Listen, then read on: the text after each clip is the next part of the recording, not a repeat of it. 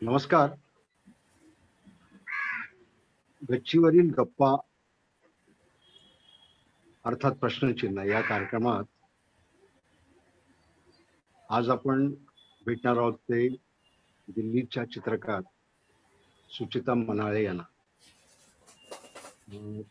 त्यांच्याविषयी मी फेसबुकवर खूपच लिहिलं आहे, म्हणजे त्यांचा परिचय करून दिलेला आहेच, त्यांच्यावर लेखही प्रसिद्ध झाले, त्यांचं काम देखील प्रसिद्ध झालंय. त्यामुळे त्यांचा परिचय करून देण्याच्या फंदात मी पडत नाही.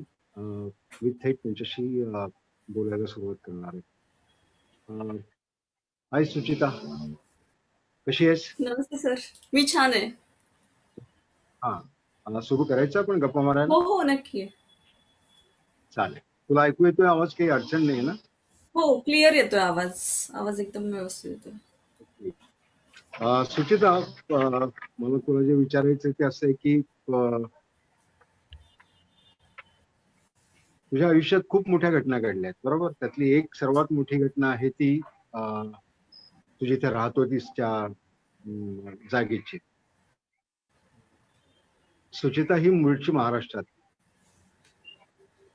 आणि महाराष्ट्रात सर्वात गाजलेलं गाव जगाच्या नकाशावर म्हणजे किल्लारी.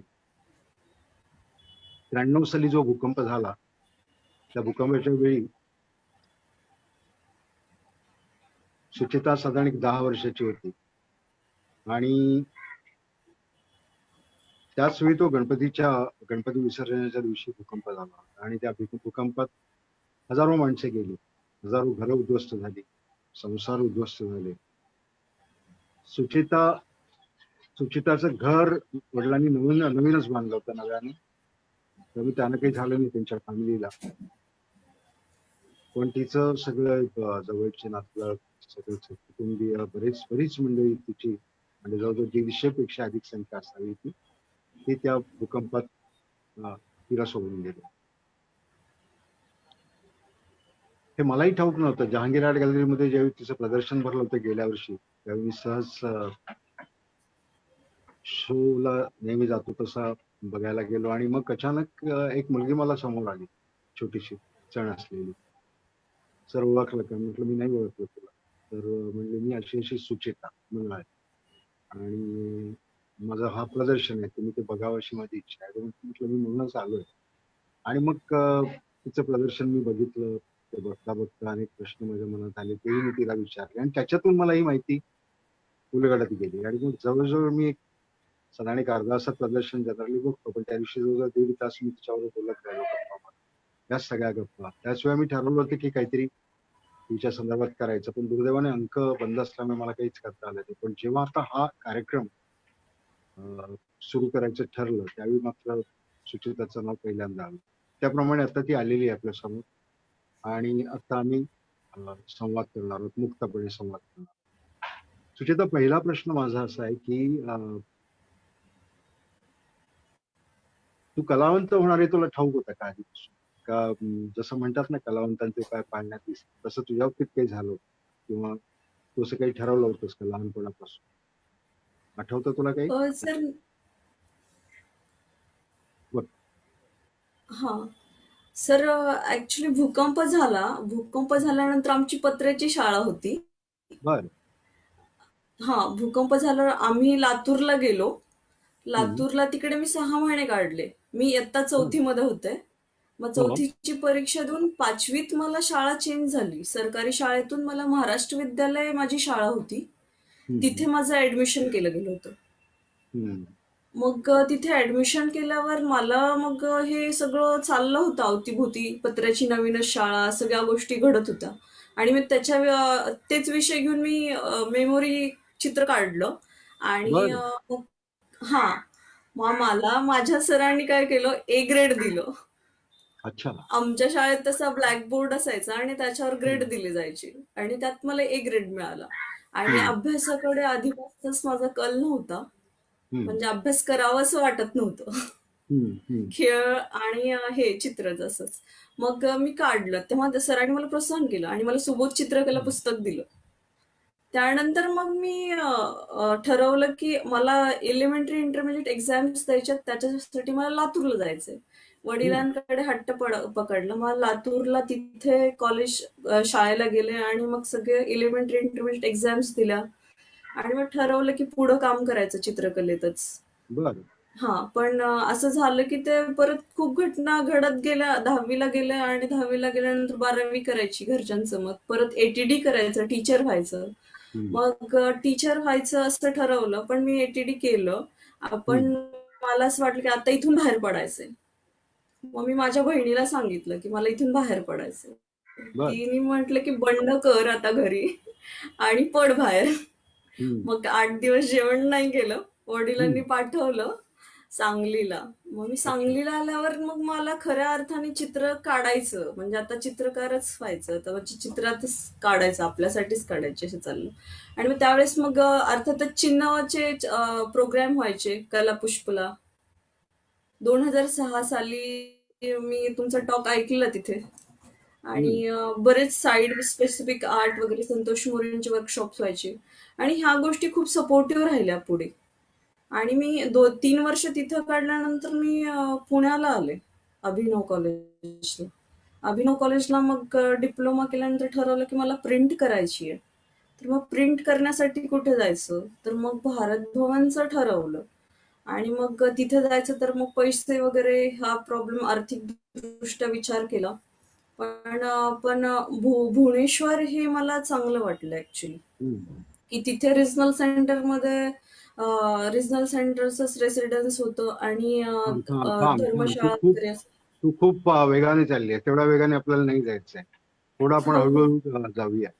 हो, हो. सर्वात पहिला प्रश्न असा आहे, की हे सगळं जे झालं ते भूकंपावर काढलेले चित्र हे याला निमित्त ठरलं, बरोबर? तुझ्या हां, म्हणण्याप्रमाणे भूकंपाला जे काय भूकंपाच्या संदर्भात तू जे चित्र काढलं, तिथे तुला ए ग्रेड मिळाली आणि हां. तिथून तुझा प्रवास करतच सुरू झाला. मला सांग सुरू तुला जर झालं. म्हणजे तुला जर चालणार असेल तर तो प्रसंग समजून घ्यायला आवडेल आम्हाला. एक्झॅक्टली काय झालं होतं त्यावेळी आणि तू कुठे होतीस, काय करत होतीस, आठवतं का तुला आता ते? हां, भूकंप मला पूर्ण माझा आठवतो ॲक्चुअली. हं, मी तेव्हा 10 वर्षाची होते आणि बर. 29 सप्टेंबरचा दिवस मला व्यवस्थित आठवतो. कारण तो उत्साह होता एक. हं, गणपती विसर्जनाचा उत्साह केला जायचा. त्याच्यात कोल हा प्रकार माझी आई करायची. म्हणजे मिरवणूक व्हायची पूर्ण आणि त्याच्यात अच्छा. वेगवेगळे राम, लक्ष्मण, सीता असे कॅरेक्टर व्हायचे आणि आम्हालाही त्याच्यात पार्टिसिपेट केलं जायचं. हं, पूर्ण गावातले आमचे मित्रमंडळी आणि या सगळ्या गोष्टी, छोटे छोटे मुलं हे सगळे यायचे आणि मोठी मिरवणूक व्हायची गावात. आणि मग संध्याकाळी उशीरपर्यंत विसर्जन व्हायचं. त्या दिवशीही तसंच झालेलं. हं, आणि मध्यरात्रीच्या दरम्यान असं झालं की सगळे आम्ही गाढ झोपेत होतो. हं. 3:30 पावणे 4च्या दरम्यान एकदम मोठा आवाज झाला. कळलंच नाही हं, की काय झालंय तिथे. बरं. की वडिलांना वाटलं की चोर आला असेल, काचा तुटल्या एकदम. हं, आणि मग दुसरा परत कंटिन्युअस भूकंप होत होते त्यावेळेस. एक भूकंप झाला, परत दुसरा झाला. एक मोठा झाला 6.2चा आणि त्यानंतर हं. छोटे-छोटे व्हायला लागले. त्यामुळे ब्रेक होत होत्या भिंती वगैरे. आणि एकदमच बरं. अशी भिंत एका साइडची आमची अशी क्रॉस झाली. मग तेव्हा हं, तेव्हा कळलं की आता बाहेर पळायला पाहिजे. मग आम्ही सगळे माझ्या माझ्या 2-3 बहिणी, आई-वडील हं. आणि मी बाहेर पडलो आम्ही एकदमच पण दिवे घराच्या. वगैरे गेले होते आणि त्याच वेळी? दिवे होते त्यावेळी का काय दिवे पण गेले? दिवे गेले होते, अंधार झाला होता पूर्ण? लाईट लाईट गेलेला पूर्ण. अच्छा, लाईट लगेचच. गेलेल्या. बरं, सगळं बरं, जमिनीत उद्ध्वस्त झालेलं पूर्ण. बरं. सपाट झालेल्या ह्या गोष्टी. म्हणजे भयंकर होतं ते. आणि आम्ही आमचं घर नुकतंच बांधलेलं होतं. हो, म्हणजे 10 एक 9, 8, 9 महिने झालेले असे. आणि बरं. त्यामुळे ते सिमेंट काँक्रीटचं घर होतं. आणि हं, बाकी सगळे मातीचे आणि लाकडापासून बनवलेले घरं होते. आणि बरोबर. त्यामुळं ते एकदमच असे ते भूकंप पेलवला नाहीये त्यांना आणि पूर्ण असे 2 झटक्यातच ते पूर्ण उद्ध्वस्त, सपाट झालं पूर्ण. आणि हं, आम्ही हं. जेव्हा बाहेर पडलो, त्यावेळेस आमचं घर पडल्या नसल्यामुळे आमच्याकडं हं. बॅटऱ्या, लाईट च्या बॅटऱ्या, सगळं टॉर्च होतं. वगैरे होत्या आणि मग आम्ही चांगले कपडे किंवा हे अशा गोष्टी सगळ्या व्यवस्थित घेऊन आम्ही बाहेर पडलो गेटमध्ये. हं, तर हं. बाहेर जेव्हा आलो तेव्हा एक ब्लॅकआउट होता पूर्ण डोळ्यासमोर. पूर्ण बरं. अंधार. टोटली म्हणजे असं दृश्य आम्हाला म्हणजे ते नाटकात आत्ता मी नाटक केल्यामुळं मला ते एक नाटकातला ब्लॅकआउट हो, वाटतो. हो. पण तोही त्याच्यात फक्त किंचाळणाऱ्या लोकांचा आवाज होता भयंकर. अच्छा. भयंकर लोकांचा किंचाळण्याचा आवाज होता. हं. नेमकं काय झालं हे कळतच नव्हतं. कुणालाच समजत नव्हतं आणि तसं हां, पहिल्यांदाच नेमकं घडला ना तो प्रकार सगळा. हे हे हे पहिल्यांदाच घडलं होतं. आधी भूकंप झाला होता हां. 92 ला. अच्छा. तेव्हा सरकारने सांगितलं होतं, की गाव सोडून तुम्ही शेतात जाऊन राहा. मग 1 हं. वर्ष लोकं राहिले आणि परत गावात येऊन राहिले. बरं. हां. आणि असं रेग्युलर झाल्यानंतर हे परत भूकंप झाला. आणि मग मी ते म्हणजे असं डोळ्यासमोर काहीच दिसत नव्हतं, फक्त आवाज. आणि मग माझ्या वडिलांनी बॅटरी अशी चमकवली इकडे-तिकडे. आम्ही पहिल्या दिवशी जे घरं वगैरे पाहतोय ते सगळे गायब. एकदम असे म्हणजे मातीचे तुमच्या ढिगारेच बस दिसत होते. आजूबाजूला जी घरं होती सगळी भुईसपाट झाली. सगळी भुईसपाट झालेली. सगळी. दार वगैरे सगळ्या गोष्टी. फक्त आमचं घर हं. थोडंसं उंचावर दिसत होतं. हो, हां, बाकी सगळं खाली सपाट झालेलं दिसत होतं. हो, आम्ही हो. ज्या ठिकाणी थांबलो आम्हाला असं वाटलं की अचानकच आमचं घर कसं उंच झालं. उंच हे झालं बरोबर. हे त्या एक फोटोत होतं. सुद्धा तुझ्या त्या उंच झालेलं घर दिसतं. हां, हां. आणि मग बॅटरी दाखवल्यावर असं लोकांना कळलं, जे 4-5 लोक वगैरे असे साईडचे ज्यांना हं, कुटुंबातून राहिलेले आहेत. एक मारवाड्याचं घर होतं आणि त्यांची हं. वाईफ अडकली आणि ते हं. काका आले आणि माझ्या वडिलांना ओढायला लागले. अरे मग हे प्रकारच कळत नव्हता, की आम्हाला माहीत नव्हतं, की इथे सगळे नेमकं काय झालं? अडकलेत. तर मग त्याने हो. मग ओढाओढी केली बॅटरीसाठी आणि ते प्रेत काढण्यासाठी आणि आम्हाला काहीच लागलं नव्हतं. त्यामुळं आम्हाला मदतीसाठी ते ओढत होते. मग हो. वडिलांनी 2-3 प्रेत काढले आणि मग एक लहान मुलगा होता, ज्याला मी पहिल्याच दिवशी पाहिलेलं, की तो हट्ट हं. करून दारात येऊन थांबलेला आईला बरं. आणि हां. तोही गेला. तोही गेला. त्याची आई किंचाळायला लागली. आणि मग इतकं भयंकर हे सगळं होतं, की ह्या प्रेतांना काढायला लागले आणि सगळं मग झाल्यानंतर माझे रिलेटिव्हज आईचे तिथेच राहतात त्याच गावात. मग आम्हाला हं. प्रश्न पडला, की यांच्यासोबत काय झालंय? इथे हे हं. झालंय तर पुढे काहीच दिसत नाही. दूरवर दिसत नव्हतं. पूर्ण गाव सपाट दिसत होतं हं. लाईट टाकल्यानंतर. बरं. हं. मग फक्त किंचाळण्याचा आवाज. आम्ही त्या लोकांना तरी काढलं किती आणि घरं होती? घरं किती होती तरी गावात? गावात बरीच घरं होती. म्हणजे 10,000च्या वरती घरं असतील. मोठं गाव बापरे! होतं. हो, 36 हो. खेड्यांचं लोक तिथे मार्केटिंगसाठी यायचं. अच्छा. बरं. हां. गाव समृद्ध होतं तसं. निसर्ग संपन्न हं. होतं. पैसे पण खूप चांगले आणि हं. हे सगळा हं. बाजार मार्केटच होतं ते हो. किल्लारी म्हणजे. पण मग कपड्याचं किंवा हे सगळं शनिवाराचं. हां, सगळं खाली गेलेलं बघितल्यानंतर पहिलं काय आठवलं तुम्हाला? तर तू लहान होतीस त्यावेळी. पण त्यांनी तुला जे आठवेल ते सांग मला उत्सुकता आहे ते ऐकायला. पहिलं अ, एकदम काय तुला आठवेल? मला पहिला तर अंधारच दिसला आणि फक्त किंचाळणाऱ्या गोष्टी दिसल्या. मग हं. त्यानंतर जेव्हा ओढायला लागले आम्हाला एकमेकांपासनं, आमच्याकडे असं होतं, की आम्ही जर एकमेकांपासून दूर गेलो, तर आम्ही हरवणार. हो. आमच्या कुटुंबातले आई-वडील आणि हे सगळे. आणि त्यात असं झालं, की थोडा ह्या काढण्याच्या गोष्टीमध्ये आम्ही माझ्या छोट्या भावाला विसरलो. आणि तो हो. भूकंप 1 वर्षाचा होता तो. बरं. हां. आणि एकदमच नॉक झालं, की असं, की हां, रोहित नाहीये आता आपल्यासोबत. अरे वाह! तर तो कुठे गेला? मग तो कपाटाच्या खाली हादरा झाल्यावर कपाटाच्या खाली गेला. हो. ती छोटी जागा असते हं. 6 हो. फुटाची, त्यात गेला हो. तो. मग आम्ही शोधलं, वडील गेला आणि पटकन त्याला घेऊन आले मग. ते कळल्यानंतर, म्हणजे त्याला आठवल्यानंतर. आणि मग हं. तिथून असं झालं, की पुढे काय? हा एक हं. प्रश्न होता आमचा. पुढे कुठे? कुठे जायचं? काय झालं? काय झालंच हे समजायला फार वेळ लागला. जेव्हा हं. डेड बॉडीज काढायला लागले आणि किंचाळण्याचा पण आवाज अंधारात, यायला. त्या पहाटेच्या अंधारात तुम्हाला काहीच कळलं नसेल ना? सकाळ उजाडल्यावर पहाटेच्या गोष्टी अंधारात काहीच समजणार. कळत नव्हतं. फक्त आमच्याकडं बॅटरी होती, त्यामुळं आम्ही ते बघू शकत होतो. इतर लोक तेही हम्म. बघू शकत नव्हते. कारण ते अवेअर नव्हते. त्यांच्या घरच्या सगळ्या भिंती, सगळ्या गोष्टी हो. मातीच्या खाली गेल्या होत्या. पूर्ण ढिगारे झाले होते त्याचे फक्त. तेव्हाचं काही आठवतं का, असे अतिशय वाईट किंवा अगदी लक्षात राहील असा प्रसंग आठवतो त्यावेळेचा? हो. अर्थात हे आम्ही सगळंच वाईटच होतं, पण अगदी ज्याला हृदयद्रावक म्हणतो असं काही आठवतं तुला, की जे हो, अजून हो. डोक्यात रुतून बसलेलं आहे? हो, हो. नक्की आठवतं हे. ज्यावेळेस आम्ही तिथून बाहेर पडत होतो, त्यावेळेस असं एक बाहेरचे लोक जेव्हा यायला लागले, त्यांनी लूटपाट माजवली हो. अक्षरशः. हां. आणि त्यांनी सांगितलं, की माखणी म्हणून एक आहे, तिथे डॅम आहे पाण्याचं आणि बर. नदी फार जवळ, म्हणजे अर्धा किलोमीटर पण नव्हती गावाजवळून नदी. तर हम्म. ते डॅम फुटलंय असं सांगितलं आम्हाला. मग बर. असं झालं, की आता इथून पळ काढायचा, कुठे काढायचा? आणि जेव्हा आम्ही तिथून बाहेर पडायला लागलो, तर हम्म. ह्या पुढचा पाऊल टाकणार तर कोणाचा जीव जाणार का? आपल्या पायाखाली कोणाची डेड बॉडी तर नसेल त्या मातीखाली. कारण बाप. माहितीच नव्हतं. हे पूर्ण ॲब्स्ट्रॅक्ट होतं. फक्त आणि पाऊस चालतं. पण पडला होता, मला वाटतं लगेचच पाऊस सुरू झाला होता. हां, हां. नंतर पाऊस सुरू झाला. हो.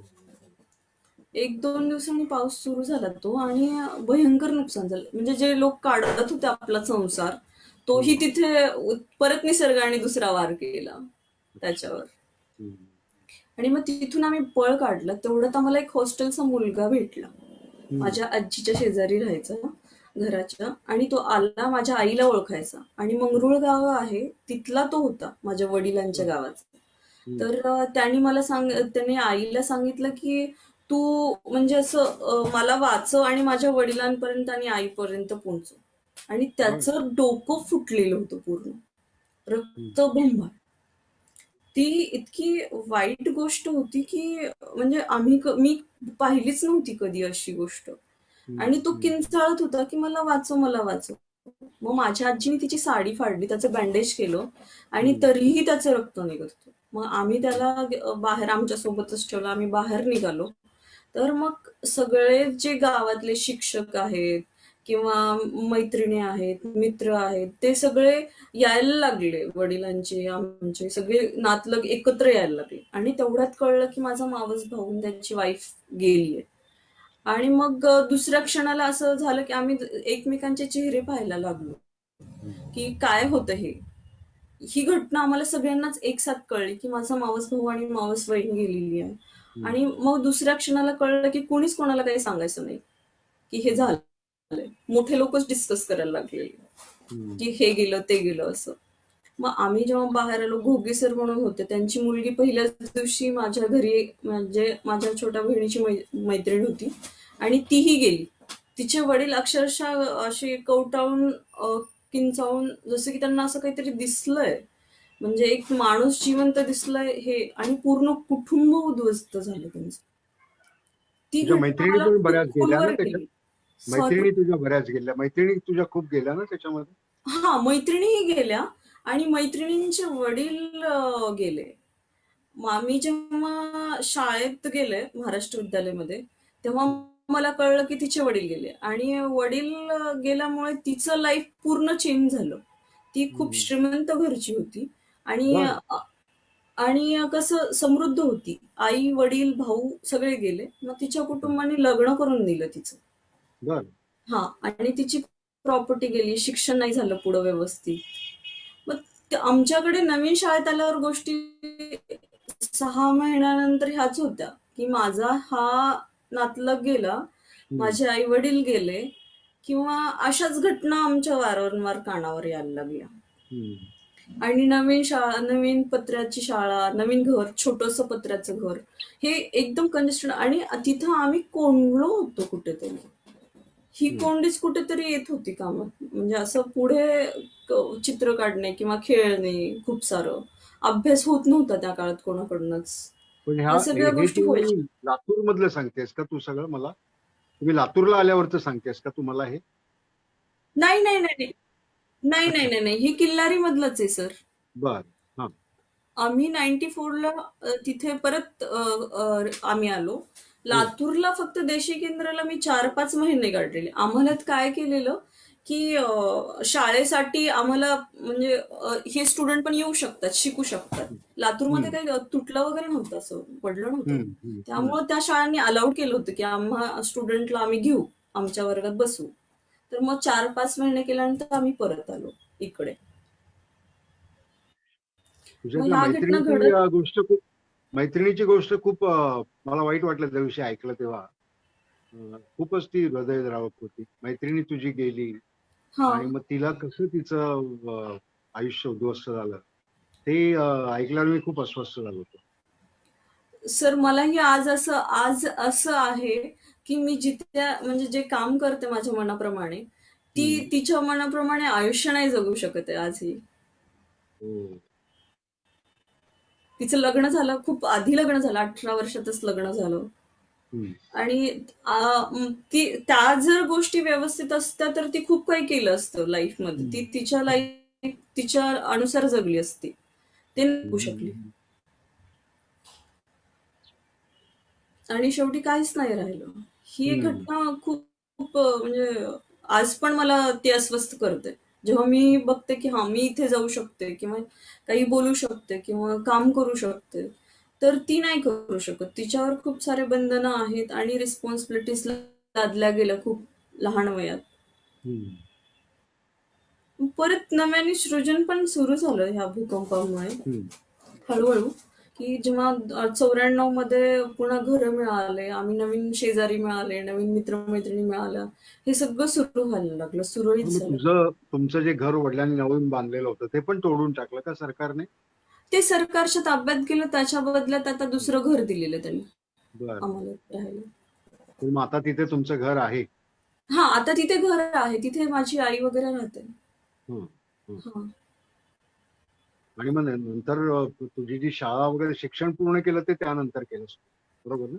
हो, हो. त्यानंतर मग मी लातूरला शिफ्ट झाले. महाराष्ट्र विद्यालय 6वी क्लासला 7वी मध्ये मी लातूरला राजस्थानला शिफ्ट झाले शाळेला. बरं. हं. हां.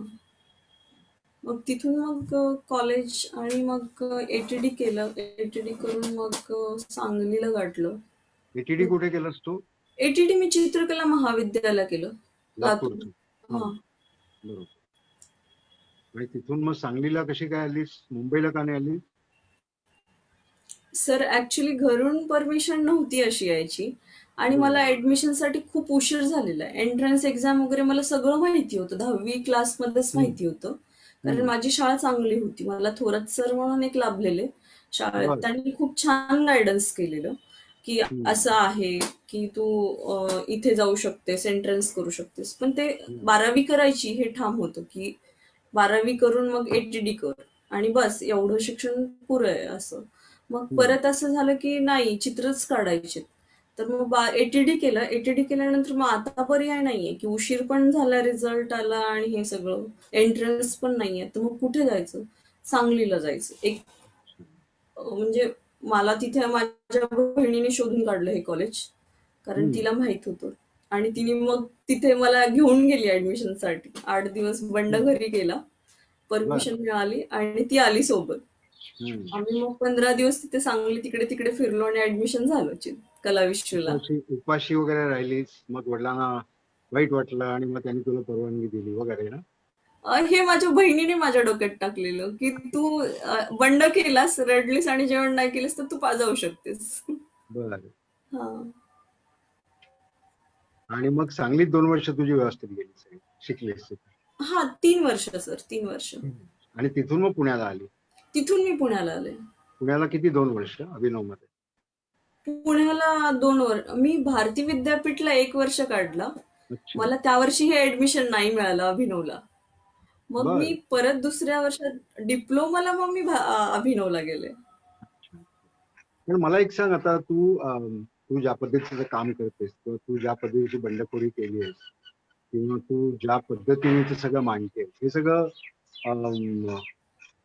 हे सगळं या कॉलेजच्या पचनी पडणारं नाही. पुणं काय किंवा सांगली काय ही दोन्ही ऑर्थोडॉक्स कॉलेज आहेत कशार्थ आणि पुण्यात तर अजिबातच नाही. एक वेळेस सांगलीचं मी म्हणेन, पण पुण्यात तर अजिबातच नाही अशा पद्धतीचं नवीन पद्धतीचं काम करणं वगैरे. आता सुरू झालंय थोडंसं. म्हणजे पॉल आम्ही जो 80 साली शिकलो, 77 साली, तो आता तिकडे शिकतायत. तिकडे आता पॉल क्लीवर लेक्चर होतात वगैरे, हे सगळं मी ऐकतोय. तर तुझ्यात हे कसं नवीन बीज उमललं की बाबा हे आपल्याला या पद्धतीने काम करायचंय, पारंपरिक पद्धतीने जायचं नाही, हे तुला पुण्यात राहून कसं काय जमलं?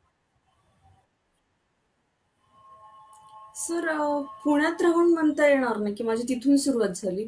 माझी खऱ्या हम्म. अर्थाने सुरुवात सांगलीतून झाली आहे. बर.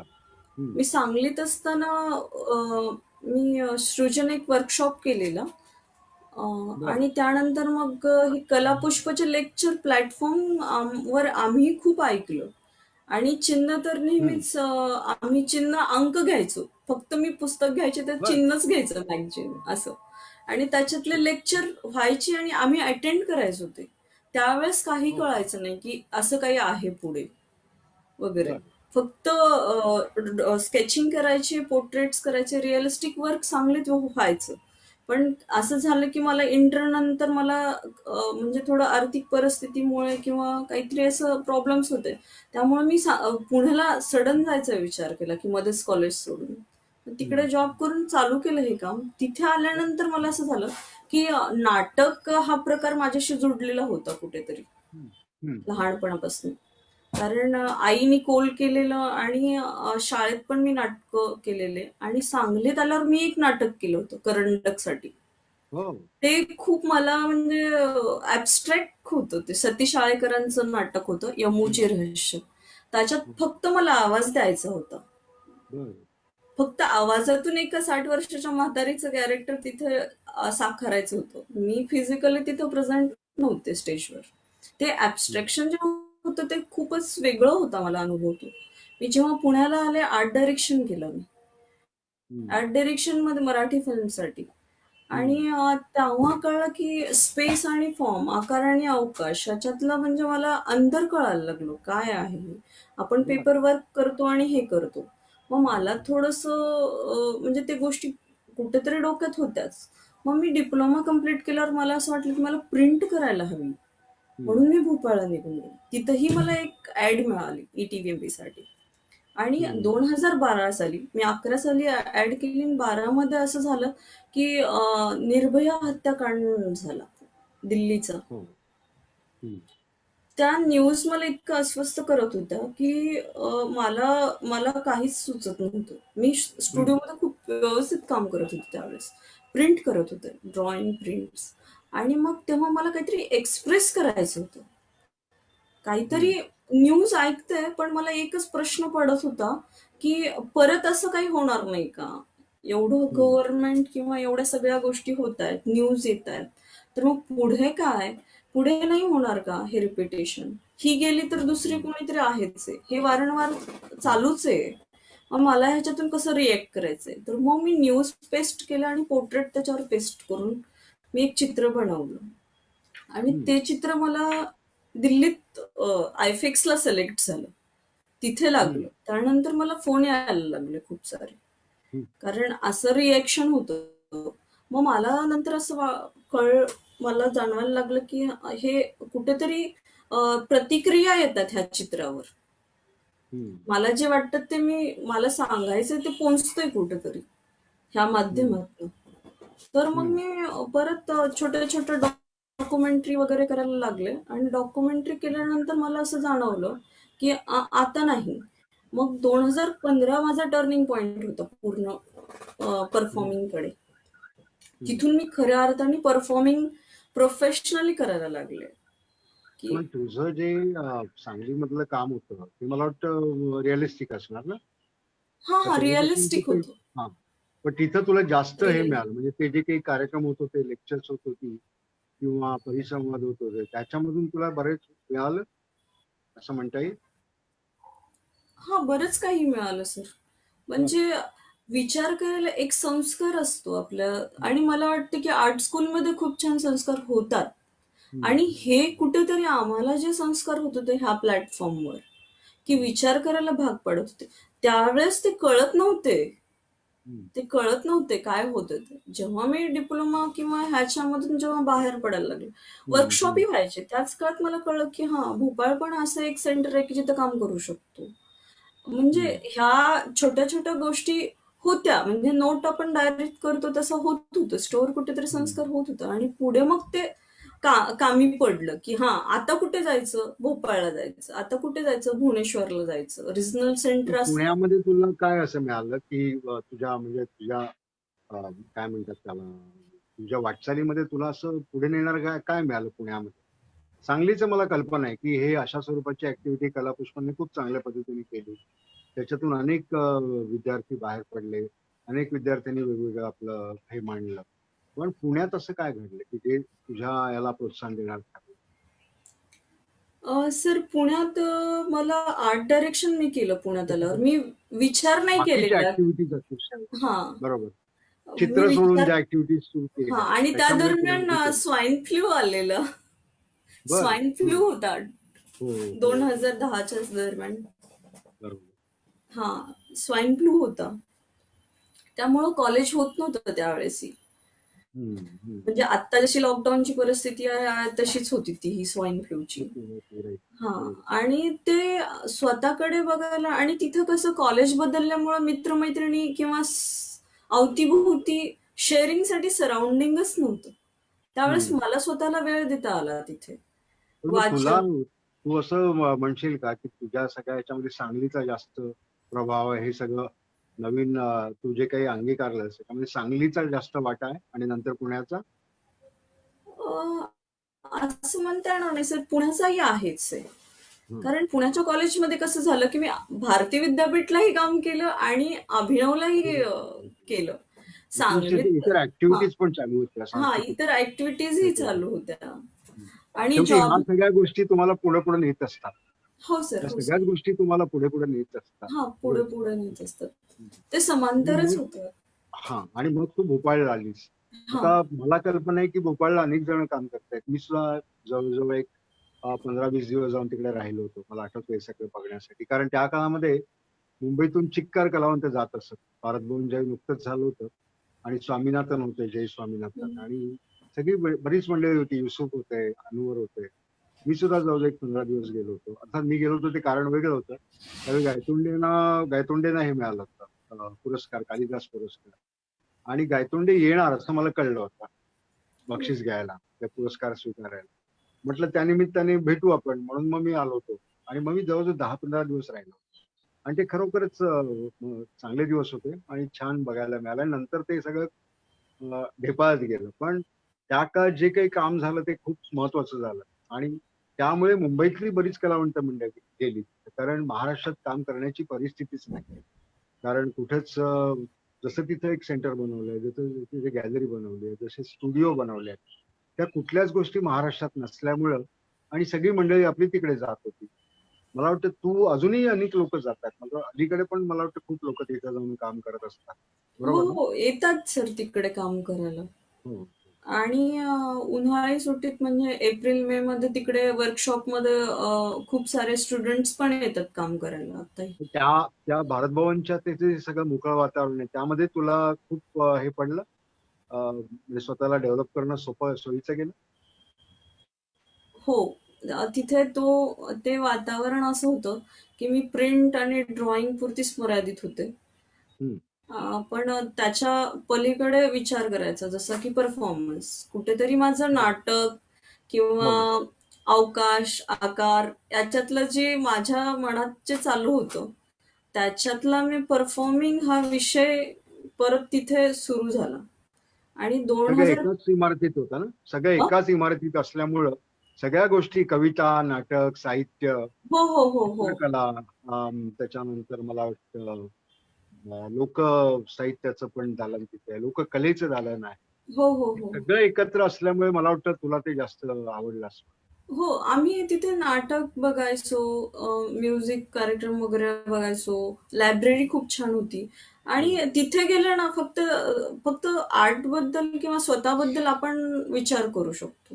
हं. इतकी शांतता आहे आणि तेवढा मोठा स्टुडिओ आहे तिथे काम करायला.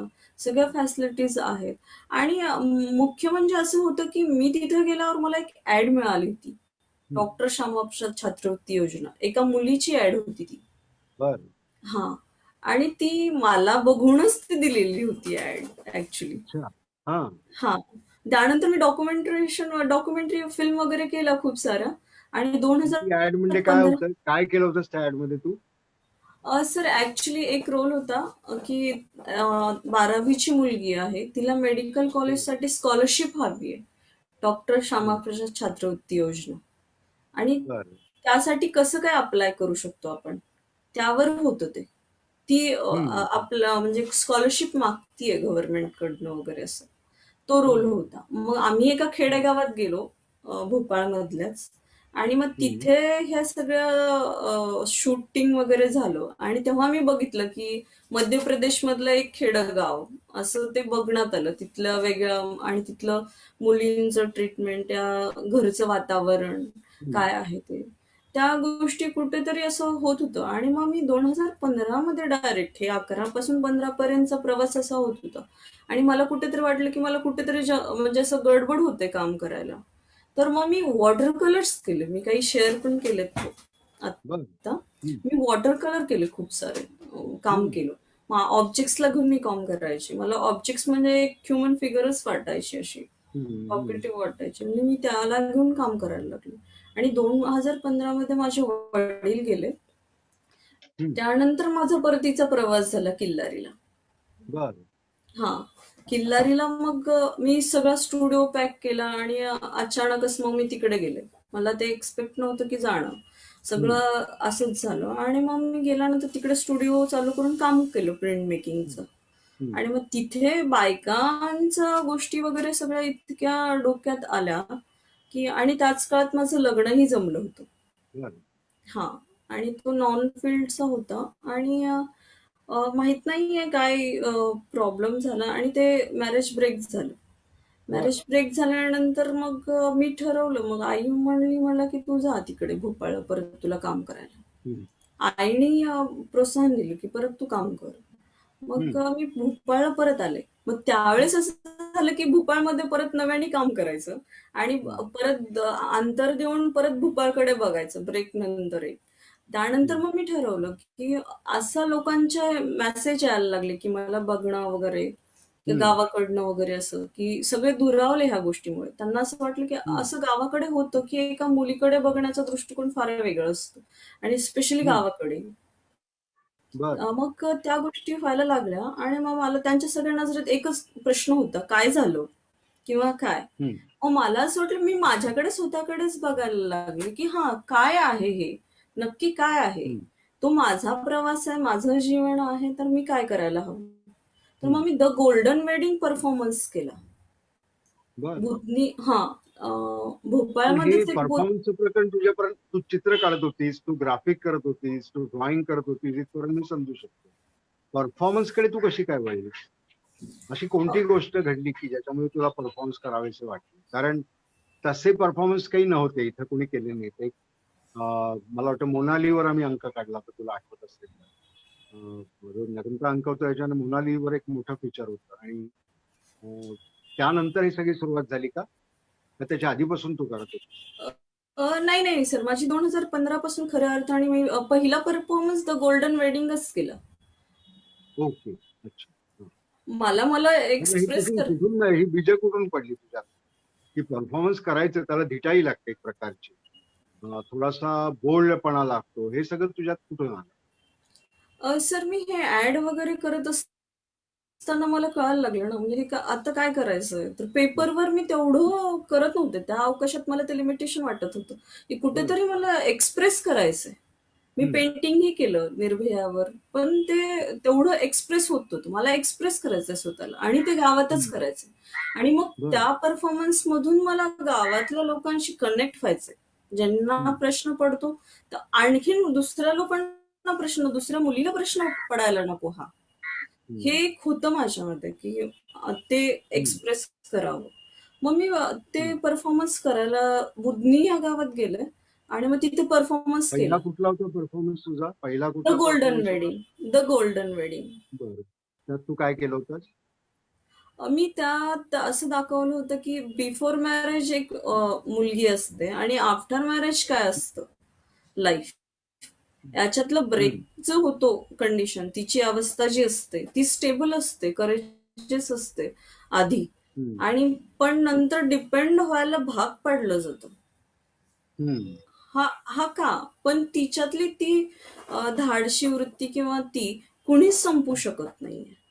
हं, तर मग मी पांढरा पोशाख धारण करून मग मी फुटप्रिंट वगैरे घेतल्या आणि नदीत ती जाते आणि पूर्ण असं म्हणजे नव्याने तुम्ही कितीही त्याच्यावर लाल रंग उधळा किंवा काहीही करा, असं टाका, तर ती हं, परत शुभ्रच राहील.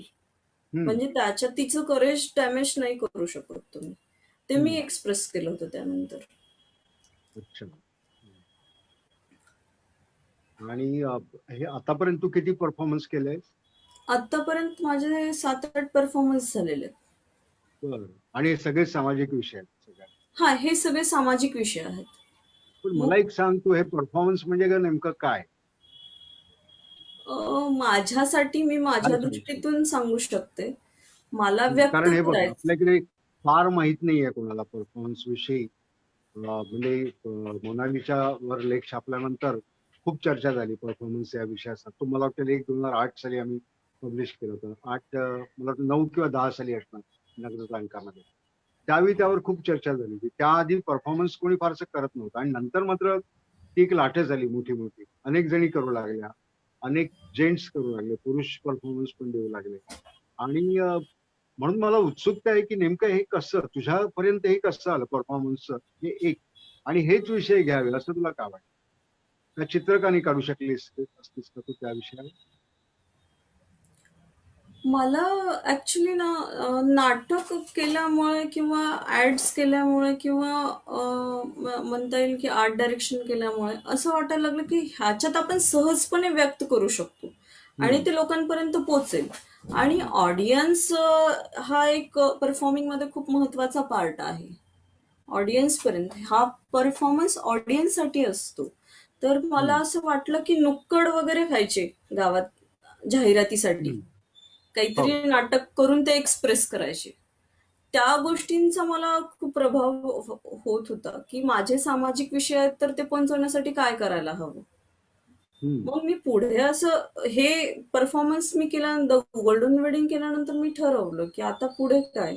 तर त्याच दरम्यान हम्म, मला असं एक 2018-17 मध्ये मी होम व्हायलन्स परफॉर्मन्स केला, परत एक धाडस केलं की मला हम्म, व्यक्त करायचं होतं की घरातले भांडणे, आणि घरात एक स्त्री असते, स्त्रीपासूनच घर असतं, पण तिला सगळे मारहाण किंवा शिवीगाळ आपण देतो आणि ते हम्म, नेहमीच होत असतं. आणि हम्म, ती एक म्हणजे सहज प्रवृत्ती समजली जाते. मग हम्म, ती काय, मी ती कशी व्यक्त करणार? मी ड्रॉइंग मध्ये पण व्यक्त करू शकत नव्हते हम्म. किंवा माझ्या प्रिंटमध्ये वगैरे ते येत नव्हतं. तर मला असं वाटलं की मी हे डायरेक्टच परफॉर्मन्स करायला पाहिजे. मग मी भारत बर. भवनमध्ये मी ऑब्झर्वेशन करत होते आणि मीही त्या कंडिशन्स मधून कुठून तरी गेले होते. तो अनुभव एवढा स्ट्रॉंग होता की मी ड्रॉइंग्स केले पहिल्या दिवशी आणि मी ठरवलं की भारत भवन मध्ये हा परफॉर्मन्स करायचा. हम्म. त्याचा रिव्ह्यू तो लोकांपर्यंत खूप जास्त पोहोचला आणि किती त्याला मिनिटाचा होता तो? तो फक्त 7 मिनिटाचा होता. बर. 7 मिनिटात खूप काही घडून गेलं त्यात. पण ते पोहोचवण्यामध्ये तू यशस्वी ठरलीस आणि तो यशस्वी झाला असं तुला वाटतं? हो, हो. लोकांनी एवढं रिएक्ट केलं, पॉझिटिव्ह पण रिएक्शन आलं, निगेटिव्हही आल्या, आणि हम्म, नॉर्मल लोकांना एक धक्कादायक होतं ते. हम्म, की तुम्ही म्हणजे घरात होम व्हायलन्स होतो, काही काही घटना घडतात त्या तुम्हाला दररोजच्या वाटतात, पण एखादं जर तुम्ही समोर ओपन स्पेस मध्ये आणि एका आर्ट भारत भवन सारख्या ठिकाणी तुम्ही तिथे येऊन अचानक पाहताय, हे एक खूप हम्म, धक्कादायक होतं. त्यांना असं वाटत होतं हे हम्म. काय आहे. आणि त्यानंतर ते न्यूजपेपर मध्ये वगैरे आलं आणि ते लोकांपर्यंत परत रिएक्शन्स यायला लागले की लोकांच्या काय आहेत. मग मीच घाबरले होते त्यावेळेस. एकटी एकटी परफॉर्मन्स करतो, भीती वगैरे वाटली नाही का त्यावेळी? नाही, नाही. अजिबात भीती नाही वाटली. म्हणजे मी माझं एकाचे फोटो बघितले त्याच्यामुळे तू अगदी लाल रंगाचे हे घातलेलं आहे अंगावर, मला वाटतं गुलाल किंवा कुंकू सोडलेलं आहे, आणि ती सगळी पावलं सुद्धा तुझी लाल रंगात बुडवलेली आहेत वगैरे. ते मला फोटो बघितल्याचं आठवतं. ते गोल्डन वेडिंग परफॉर्मन्स आहे. वेडिंग हा. परफॉर्मन्स. हा दुसरा होम व्हायलन्स परफॉर्मन्स होता. मी एक क्लॉथ घेते, घराचं सिम्बॉल मी एका कपड्यात दाखवते चौकोनी, आणि त्याच्यात मी पॅक करते स्वतःला. एक स्त्री स्वतःचं घर विणते, आणि तिला जर वाटलं की नाही आहे, मला आता इथे नाही आहे, ती घर मोडूही शकते आणि स्वतंत्र जगू शकते. पण फक्त ते मोडायचं की नाही मोडायचं ही द्विधा मनस्थिती आहे तिच्यामध्ये, आणि ती सांभाळण्याचा प्रयत्न करते त्या गोष्टीला.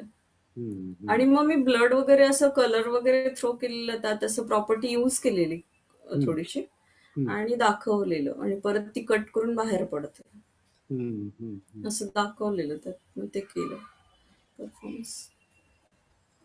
खूप इंटरेस्टिंग आहे. म्हणजे फोटो बघितताना आता गंमत वाटते सगळी, पण ते करत असताना तुला खूप मला वाटतं वेगळे अनुभव आले असतील.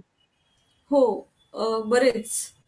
काही आठवतात ना एखाद दुसरा असा त्यातला महत्वाचा सांगता येईल? परफॉर्मन्स सुरू असतानाही तिथे काही परमिशनचे इश्यूज झाले, आणि त्यांना असं वाटलं की काही एका न्यूजपेपरनी, मला खूप छान भौमिक न्यूजपेपर होतं भोपाळमधलं हिंदी, त्यांनी अशी न्यूज छापून आली, खून से लथपथ एक लड़की ऐसे प्रदर्शन कर रही थी. तर हे ऐकल्यानंतर मी 10 दिवस बाहेरच नाही निघालेले, इव्हन स्टुडिओला नाही गेलेले. मला माहिती नाही काय होत होतं. त्यानंतर असं झालं की तिथल्या म्हणजे खूप साऱ्या लोकांनी मला माफी मागायला लावली बर, की का बरं? काही हा सांग तरी नीट सगळं.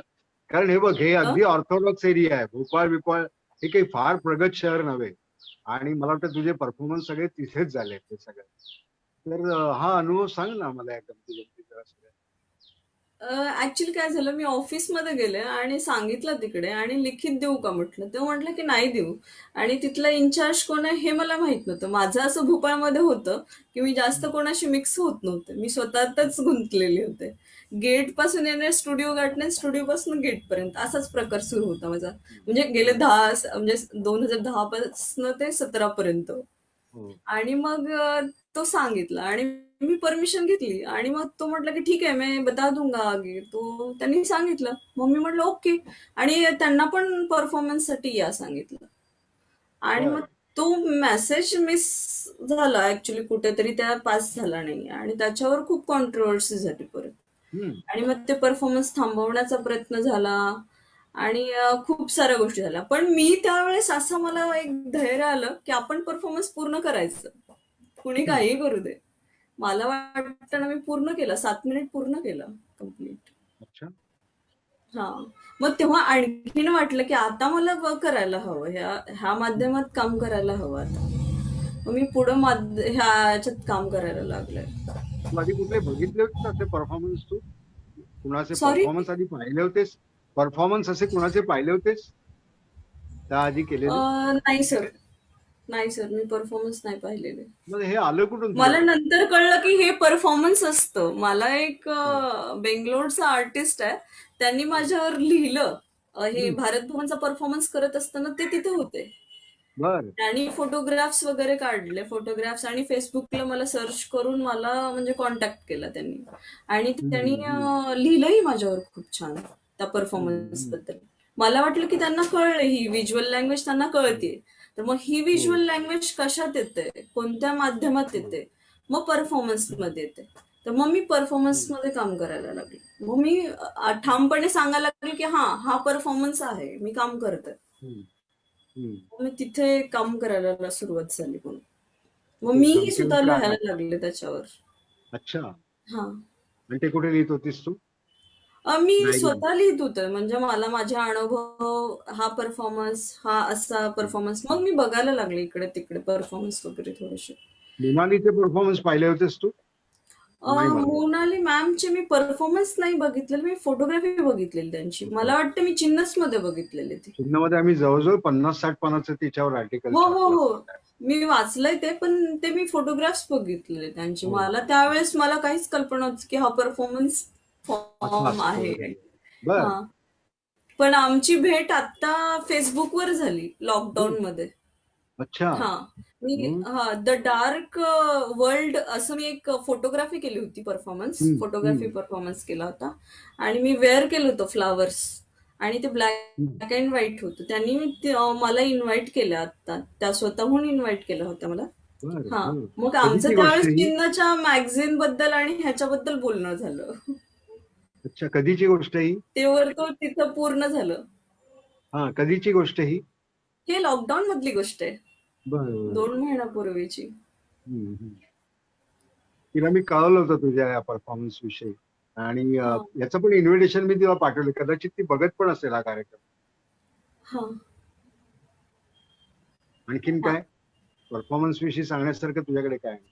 सर, परफॉर्मन्स विषयी सांगायचं म्हणलं तर माझा प्रवास परत शेतकऱ्यांबद्दल खूप इन्स्टॉलेशन परफॉर्मन्स बद्दल सोबत इन्स्टॉलेशनही सुरू झालं माझं. हम्म, हम्म, की हम्म. प्रत्येक वेळेस आपण असं जाऊन नाही काम करू शकत. मग बरोबर. परत कळलं की असा ग्रुप असतो किंवा असे आर्टिस्ट असतात किंवा असे कॅम्प होतात की तुम्ही तिथे जाऊन अटेंड करू शकता. पण ज्या वेळेस तुमच्यासोबत हा इन्सिडेंट किंवा काही अनुभव येतो किंवा काम करावं वाटतं, ती जी एनर्जी आहे त्यावेळेस जर तुम्ही तो परफॉर्मन्स नाही केला, तर वेळ घेऊन जर काम केलं तर ती गोष्ट त्यात एक्सप्रेस होत नाहीये किंवा लोकांपर्यंत पोहोचत नाहीये, हे मला तिथे जाणवलं. हम्म, मग मी स्वतःच घरी एक कॉर्नर करायचे आणि तिथेच परफॉर्मन्स करायला लागले, फोटोग्राफी आणि व्हिडिओज करायला लागले. मग हम्म. मी ते व्हिडिओज पाठवायला लागले लोकांना. किंवा बर. मला असं कळलं की हे व्हिडिओज पण कोणीतरी घेतं आर्ट हो फॉर्म म्हणून, हो. हे फोटोही घेतात, आणि हम्म, तू असं कसं पाठवतेस हे सगळं किंवा हम्म, हम्म, देतेस लोकांना. मी म्हटलं मी काम करते, बस मला केलं आणि संपलं. हम्म, माझं तिथं पर्यंतच होतं. मग हम्म. परत मी इन्स्टॉलेशन केले, शेतकऱ्यांचे छोटेसे मॅकेट वगैरे बनवायला लागले. शेतकऱ्यांबद्दल 2015चं लातूरला ट्रेननी पाणी आलं होतं. हो हो. आणि माझं काय झालं की योगायोगाने मी त्यावेळेस वडील गेल्यामुळे मी परत प्रवास झाला तिकडे, दौंड, अच्छा. सोलापूर आणि उमरगा, किल्लारी. हम्म, आणि त्या काळात असं होतं की नद्या वगैरे ओस पडलेल्या होत्या आणि पाईप खूप टाकलेलं होतं नदीत, पाणी काहीच हम्म. नाही. ते एक मला रचना वाटायला लागली की असं म्हणजे हो फक्त पाईपच आहेत, पाणीच नाहीये. आणि हो ट्रेननी पाणी येतं, पाणी कसं येतं आणि ते पाणी जिरकूनही जाते. हो. म्हणजे हे गमतीदार होतं त्यावेळेस. आणि असं झालं की मी त्या बसमधून प्रवास करत असताना असं बस पुढे पुढे जात होती आणि प्रत्येक विंडोत चित्र बदलत होतं. हम्म. शेत आहे आणि शेतात बळी पडलेल्या आहेत, फाकल्यात पूर्ण, आणि दारूच्या बॉटल्स पडल्यात त्यावर खूप साऱ्या. बर. हा, मग मला असं वाटलं की ही एक रचना आहे, काहीतरी हम्म, आहे, सांगतं इथली परिस्थिती, सांगतं ते. म्हणजे लोक हम्म, फ्रस्ट्रेट होऊन ड्रिंक वगैरे करतात आणि ह्या सगळ्या गोष्टी तिथे दिसत आहेत त्या गोष्टी. आणि हम्म, पैसेही नाहीये, दुष्काळ आहे इथे. मग हम्म, मी ऍज इट इज काम परत केलं स्टुडिओमध्ये येऊन. आणि हम्म, म्हशी मेलेल्या पडलेल्या आहेत. मग लूट, चोऱ्या होत आहेत खूप साऱ्या. ह्या सगळ्या गोष्टी खूप परत मी नव्याने स्टुडिओमध्ये येऊन परत काम केलं. मग मी ठरवलं की मी आता हा प्रवास करणार. मग बीडकडे मी प्रवास केला, बीड, अहमदनगर वगैरे साईडला. हम्म. पण याच का तू वारीला पण गेली होतीस ना? नाही, वारी वारी कधी आहे माझी तुझी? नंतर झाली, 2018 मध्ये वारी झाली. बरं बरं. ते ते कसं काय केलंस तू? वारीला अं, एकदम जायचं आणि इतकी पायी पायी करायचं सगळं. मी ऐकून थक्क झालोय. सगळे तुझे फोटोग्राफ बघितल्यावर माझा विश्वास बसला.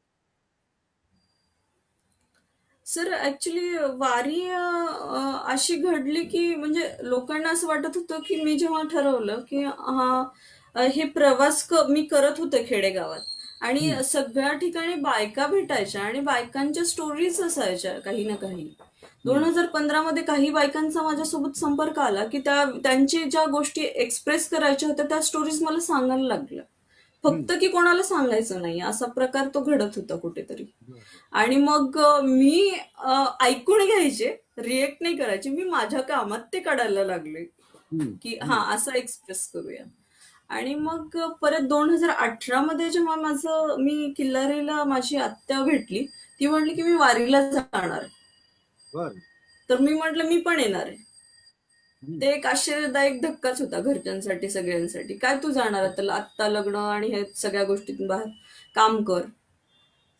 मग मी ठरवलं आणि मी गाठले.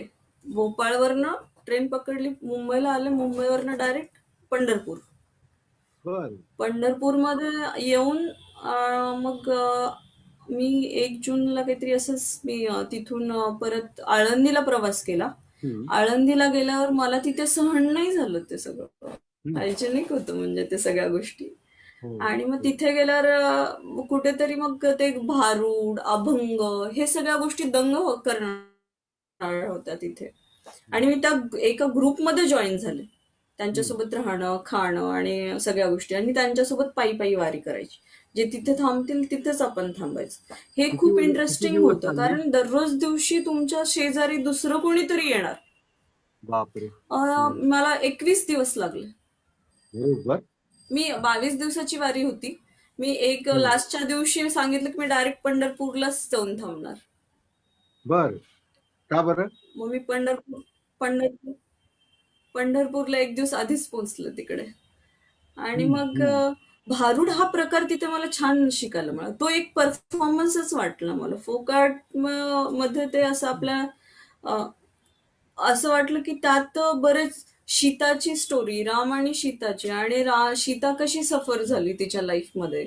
रावणाने पळवली आणि म्हणजे रावणाने पळवली, तिचा काय दोष, परत तिच्यासोबत काय घडलं. एका बाईने ते इतकं छान कोरिओग्राफ केल्यासारखं केलं होतं, परफॉर्मन्स ती करत होती सहज. आणि मग पहिला तो तिथूनच सुरू झाला. मग मीही रोडवर परफॉर्मन्स करायला सुरुवात केली त्यांच्यासोबत. अच्छा. तिकडेच वारीला? वासुदेव भेटला. हा, वारीमध्ये. मग मी अच्छा. तिथं खूप सारे परफॉर्मन्स केले, ते मी काही काउंट केले नाहीये. बरोबर. वासुदेव भेटला तर वासुदेव एक पूर्ण वासुदेवची टोपी घालून तो मनुष्य पूर्ण त्या गोष्टी आयुष्यभर निभावतो. वासुदेव, वासुदेवाचा रोल गावागावात जाऊन, आणि त्याचं प्रोफेशन किंवा तिचा उदरनिर्वाह त्याच्यावरच असतो. पण त्याच्याकडे पण खूप साऱ्या स्टोरीज असतात की काय अनुभव येतात लोकांकडनं, त्याच्यासाठी रिएक्शन काय येतात, त्याच्या टोपीसाठी काय रिएक्शन्स येतात. आता हल्ली कमी झालेले ते, पण ते आणखीन आहे तिथे, ते तो होत तुमचं आहे. भविष्य पण आणि सांगतो, भविष्य पण सांगतो ना वासुदेव, भविष्य पण भविष्यही सांगतो. सांगतो, भविष्यही सांगतो. तुला मला तुझं असे काही 3 सांगितलं त्यांचा होतं? ग्रुप भेटला हा. तिकडे. बर. तिकडे ग्रुप भेटला, गंमत झाली. आणि बर. त्यांच्यासोबत कोणी सेल्फी नाही घेतलेली कधी, अच्छा. किंवा त्यांना बर. असं त्यांच्या ग्रुपमध्ये बसून चहा वगैरे कोणी नाही पिलेलं. ते त्यांना इतकं कुतूहल वाटायला लागलं. मग ते त्यांचे स्टोरीज सांगायला लागले, काही काही गोष्टी, गमती गमती, आम्ही इथे गेलो, तिथे गेलो, असं झालं. मग त्या गोष्टी खूप इंटरेस्टिंग वाटायला लागल्या मला. अच्छा. आणि मला वाटलं की ह्यालाही घेऊन काम करू शकतो आपण. मग मला हा. भारूड, मी ठरवलं की मग मी अभ्यास करत होते भारूडचा तिथे. मग अभंग हे सगळं एक ठरलेला फॉर्मॅट असतो, आणि लास्टला अभंग असतो, कार्यक्रमाचा एंड. म्हणजे सॉरी, अभंग नाहीये, भारूड असतो. भारूड संपलं की कार्यक्रम संपला, जो मंदिरात संपला. वगैरे होतो ते. मग तो मला फार इंटरेस्टिंग वाटायला लागला. मी खूप साऱ्या बायकांना भेटायला लागले, बोलायला लागले, दररोज नवीन एका ग्रुपशी भेटायला मिळायला लागलं. मग त्यांच्या स्टोरीज खूप इंटरेस्टिंग होत्या, की एका हे बाईला सगळं तू लिहून ठेवलंयस का तू? हो हो लिहून ठेवलंयस हे हो सगळं? हो, तो प्रवास पूर्ण लिहून अच्छा. ठेवलेला आहे माझ्याकडे पूर्ण. डायरीच्या स्वरूपात? हा, डायरीच्या स्वरूपात आहे पूर्ण. अरे वा, छान. मी त्यानंतर एक कुठे दिलं? परफॉर्मन्स केला किल्लारीमध्ये. हा. हा. हा बर. हा. मी तो कसा काय होता? म्हणजे बाई मला असं वाटली की एक म्हणजे सोल असते आपल्याकडे, खूप मोठे धागा असतो, त्याला सोल म्हणतात गावाकडे. ती हो. सोल मध्ये बांधलेली आहे ती, तिची अच्छा. एक सोल आहे, आणि ती सोल त्या धाग्यात बांधलेली आहे, हम्म. ह्या रूढी परंपरेमध्ये. वारी हा प्रकार मी धार्मिक दृष्ट्या नाही पाहिला. मी अच्छा. वारी हा प्रकार बघितला. मी जेव्हा वारी करत होते तेव्हा माझ्या स्वतःमध्येही खूप चेंजेस आले. माझं कॉम्प्लिकेशन पूर्ण ब्लॅक झालं होतं मी पंढरपूरला पोहोचले तेव्हा, किंवा हो का? पायाला फोड आले होते. अरे पण बापरे. हे दुःख नव्हतं. हम्म. पांडुरंग तुम्हाला सामावून घेतो. एक 80 वर्षाची म्हातारी बाई मला भेटली तिथे, आणि ती 35-40 वारी केलेली होती. मी त्यांना विचारलं, तुम्ही काय त्या वारीतनं मिळवलं एवढ्या वर्षात? ती म्हणली की मी स्वतःसाठीच वारी करते आणि ती उत्तर असं छान दिलं. मग आरोग्य खूप छान राहतं वर्षभर. वा. हा. आणि मी एनर्जी घेते ह्या वारीमधनं. अच्छा. हा. आणि 85 म्हणजे जास्त वय आहे. ती पूर्ण पायी वारी केली तिने, आळंदीपासून पंढरपूर पर्यंत. खूप इंटरेस्टिंग होता तो किस्सा. आणि मग मी किल्लारीमध्ये परफॉर्मन्स केला. तिकडे 4-5 बायकांनी बघितलं ते. ऑडियन्स कुणी नव्हतं म्हणजे तिकडे बघायला वगैरे. पण त्यांच्यापर्यंत त्या गोष्टी पोहोचल्या. बर. हा. मी तिथे फोटोग्राफी पण केली परत, की ज्वेलरी खूप इंटरेस्टिंग असते. गोल्डला खूप इम्पॉर्टंट देतात ते. लाईफमध्ये गोष्टी म्हणजे वस्तू घ्यायला ते घेत नाहीयेत किंवा त्याचा उपयोग घेत नाहीयेत, साडी वगैरे. पण गोल्डला खूप महत्व देतात. आणि त्याच्या अनुसार खूप क्राईम आणि मारणं किंवा जाळणं असे प्रकार होतात. ते तिथे घडत होते. त्याच्यामुळे अच्छा. ते मला जास्त दिसत होते परफॉर्मिंग मध्ये. आणि हे विषय मला परत भोपाळमध्ये आल्यावर पण कामाला पडले. आणि मी परफॉर्मन्स करायला फोटोग्राफी खूप सारी केली. मग मी भोपाळमध्ये जेव्हा आले वारी करून, तेव्हा मी एक फोटोग्राफी केली. अब मैं उडना चाहती हूँ, टाइटल ही दे दिया उसको. मतलब टाइटल ही दिलं त्याला की अब मैं उडना चाहती हूँ, मुझे फ्रीडम चाहिए, फ्रीडम. असं. मग मी मुस्लिम महिलांना बघायला लागले की बुरक्यातून त्या बाहेर कशा बघतात. आणि मग मी पूर्ण मास्क वेअर करूनच फिरायचे तिकडे. बर. हा. आणि मी किती दिवस, किती काळ? जवळपास मला वाटतं की मी 2017 पासून ते सगळं चालूच होतं. पण 18 मध्ये तर जास्त हे वारी माझी जून, जुलै, ऑगस्ट पासून सुरू झालं होतं हे सगळं. हा.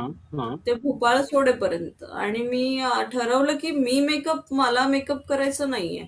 आणि ह्याच दरम्यान मी ऍसिड अटॅक सर्वांवर सिरीज केली होती. 2017 मध्ये स्टार्ट केली होती ती सिरीज. नाही, हे आधी मला सांग ना, हे जे तू बुरखा घेऊन फिरत होती त्याचे फोटो मी बघितले.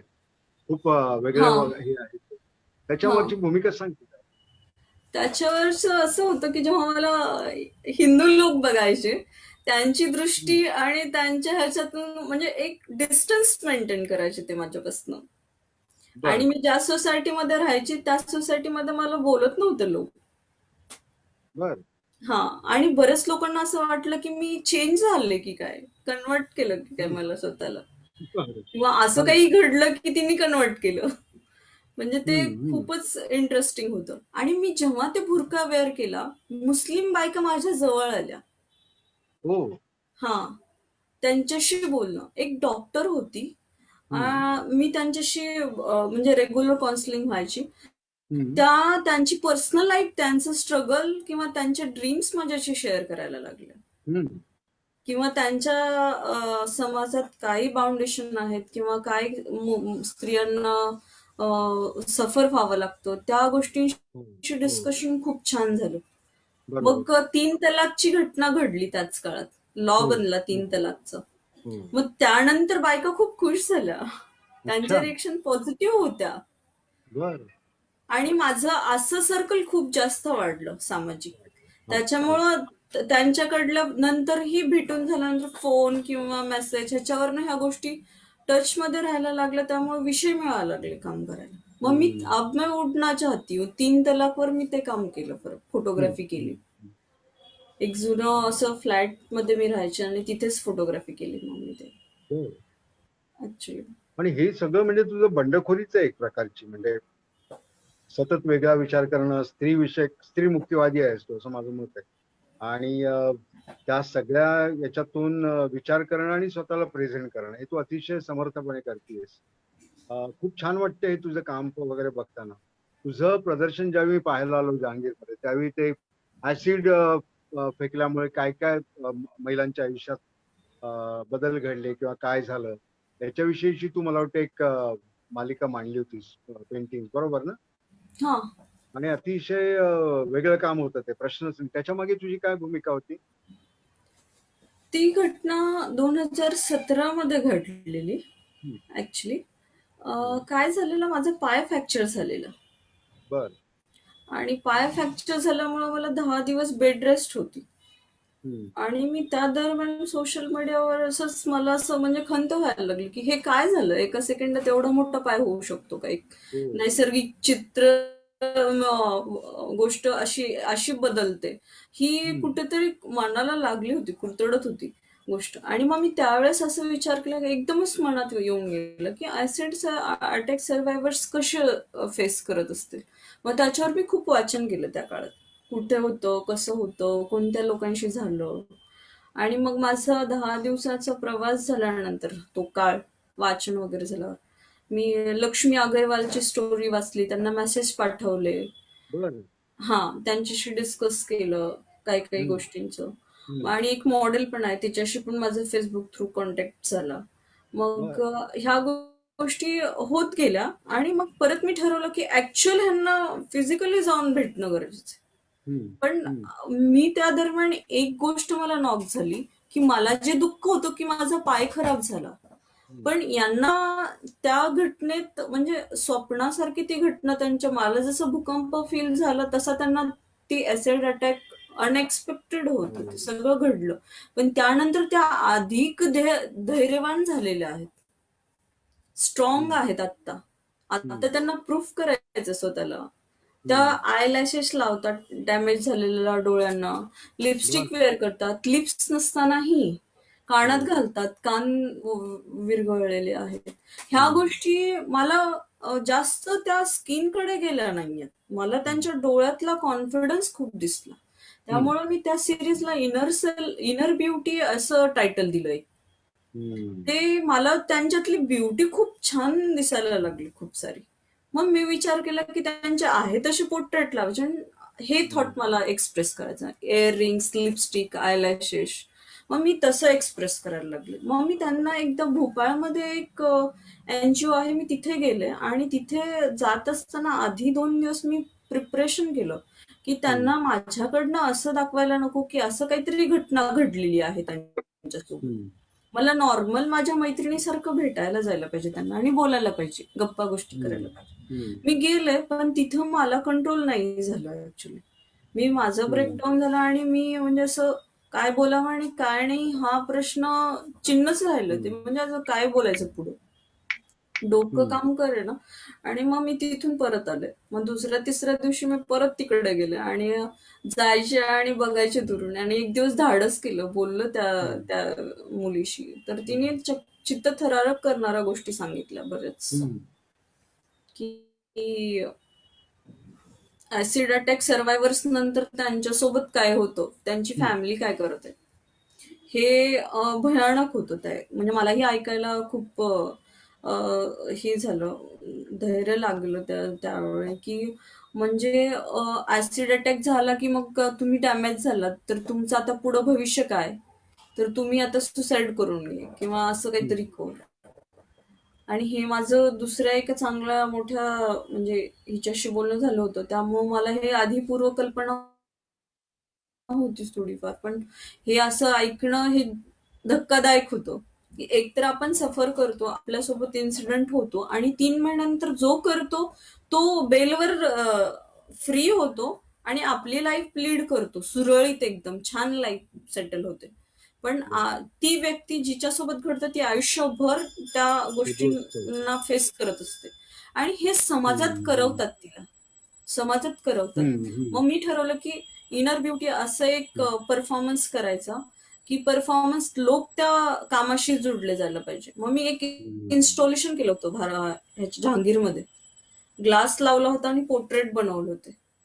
मला ते पिठाची चाळणी असते त्याच्यावर मी विचार केला की पोर्ट्रेट करायचे आणि ते लावलं ना त्यांचाही फेस दिसेल आणि तो ओव्हरलॅप होईल. 1 मिनिटासाठी प्रत्येक माणसाने फील करायला हवा तो. तो जहांगीरमध्ये मला छान रिस्पॉन्स मिळाला. अच्छा. हा, खूप त्यावेळी सुंदर. मला आठवतं एक म्हणजे थोडस तुला सांगायचं असेल तर सांग पुढं, मी नंतर प्रश्न विचारतो. बोल बोल. नाही नाही त्यावेळी म्हणजे मी तुझं ते काम पाहिलं ते पहिल्यांदाच पाहिलं. त्याच्या आधी तुझं नाव ऐकून होतं मी. नाव कुठल्या संदर्भात आलं होतं मी तुला त्या गॅलरीत आपण बोललो देखील होतो की मनू म्हणाले या नावाने कुणाचे तरी मला मेसेज आले होते किंवा काय किंवा कसं आलं मलाही माहिती नाही काही. पण तुझं काम तोपर्यंत मी पाहिलं नव्हतं आणि पहिलंच बघितलं ते. मला प्रश्न असा पडला होता की एक दोन चांगल्या कलेक्टरशी पण मी बोललो, तर त्यांचं असं म्हणणं हे काम खूप छान आहे, पण हे आम्हाला भिंतीवर लावायला नाही आवडत, हे खूप अस्वस्थ आहे. तर आता चित्र काढतात, चित्र आपण काढतो, चित्र आपण विकतो, चित्र आपली लावली जातात भिंतीवर लावली चांगलं दिसण्यासाठी. तुझं नेमकं हे याच्या सगळ्यात विरोधी आहे पूर्णपणे. बरं की तू हे अस्वस्थ करण्यासाठी चित्र काढतो, तू स्वतः अस्वस्थ झाली आहेस आणि तू इतरांना अस्वस्थ करण्यासाठी चित्र काढतो. म्हणजे भिंतीवर लावून ते त्यातलं सौंदर्य जागृत करणं वगैरे वगैरे असं काही हे नाहीये तुझा. तुझा उद्देश सरळ आहे की तुला जे वाटतंय ते सांगणं ठासूनपणे. तर या सगळ्याचा विचार तू कसा करतेस की याला काही सेलेबल क्वालिटी नाहीये, ते विक्री योग्य नाहीये असं म्हटलं जातं. तुझं काय म्हणणं आहे त्याच्याविषयी? सर गंमत अशी की एक ऑस्ट्रेलियाची लेडी आली होती जहांगीरमध्ये, आणि ती माझ्या चित्रासोबत एक ड्रॉइंग होतं पूर्ण भुरका वेअर केलेलं, एका आईस मध्ये काम केलेलं होतं ते पूर्ण. आणि ती त्या ड्रॉइंग समोर तब्बल 3-3.5 तास थांबली. मलाही कळत नव्हतं की तिला घ्यायचं आहे की काय करते ही. मी दूर उभारून बघत होते चेअर मध्ये बसून की काय करते ही नेमकं, आणि मी इन्स्टॉलेशन लावल्यामुळे लोक तिथे थांबायचे. आणि मग मी बघायला लागले. मग ती माझ्याजवळ आली आणि ती मला एवढंच सांगितलं की मला पूर्ण जगातल्या स्त्रिया ह्या एका डोळ्यात दिसतात. बर. मला हा एक्सपिरियन्स, म्हणजे हा अनुभव, आणि नुकताच मी दुसरा अनुभव लगेच मी शेअर करू इच्छिते इथे. मी जहांगीरमध्ये शो लावण्याच्या आधी इन्व्हिटेशन कार्डवर एक जळालेलं फेस असं मी लावलेलं, पेपर जाळून काम केलं होतं एक. आणि ऍसिड अटॅक सर्वायव्हरचं ते खूपच एक्सप्रेसिव्ह काम होतं. आणि मग त्या इन्व्हिटेशन कार्ड मी एका आर्टिस्टला द्यायला गेले, जहांगीरमध्येच असं भेटलं तर त्यांना द्यायला लागले. त्यांनी रिॲक्शन केली, हे फार भयंकर आहे. आणि मग मला वाटलं की माझं पोचलं काम यांच्याजवळ, की हा हे भयंकर आहे. आणि त्याआधी असं होत होतं की मी जेव्हा स्टुडिओमध्ये काम करायला लागले, लोकांनी अशा रिएक्शन्स दिल्या की हा ही फ्रस्ट्रेटेड आहे, किंवा हिला दुःख नाहीये पण फ्रस्ट्रेशन जास्त आहे, कशात तरी अडकलेली आहे, हिचं राहणं तसंच आहे, किंवा ह्या गोष्टी सगळ्या तशाच आहेत. ह्या सिरीज करत असताना माझ्यातही चेंजेस झालेले खूप सारे. हा, मला वेअरिंग असं मेकअप किंवा ड्रेस, मी शॉपिंगच नाही केली 3-4 वर्ष, अशा सगळ्या गोष्टी झालेल्या. म्हणजे आधी त्या होत्या माझ्याकडे कुठेतरी, पण ह्या सगळ्या मला असं वाटलं की मी स्वतःच खुश आहे ना, बस मला दाखवायची गरज नाही. मग ह्या गोष्टींमध्ये म्हणजे ही गोष्ट घडायला लागली. मग मला असं वाटायचं हे चित्र आहे का. पण मला असं कधी कधी वाटायचं हा मला बोलतं ना ते, मला चांगलं वाटतं, मग विको न विको. आणि विकण्याचा प्रश्न असा होता की मी जॉब करत असल्यामुळे कुठून तरी माझ्या त्या गोष्टी, मी पैशासाठी चित्र काढलंच नाही. मी ट्युशन घ्यायचे, जॉब करायचे आणि मग चित्र काढायला लागले. त्यामुळं असे विषय पण हँडल करायला मला चांगलं, म्हणजे कधी डिस्टर्ब वाटलं नाही की चित्र विकायलाच पाहिजे, हा अट्टास कधी नव्हता. मग मी जहांगीरच्या शो मध्ये पण चित्र लावायला लागले, ग्रुप शो मध्ये खूप सारे आर्टिस्ट होते, मी लावायला लागले.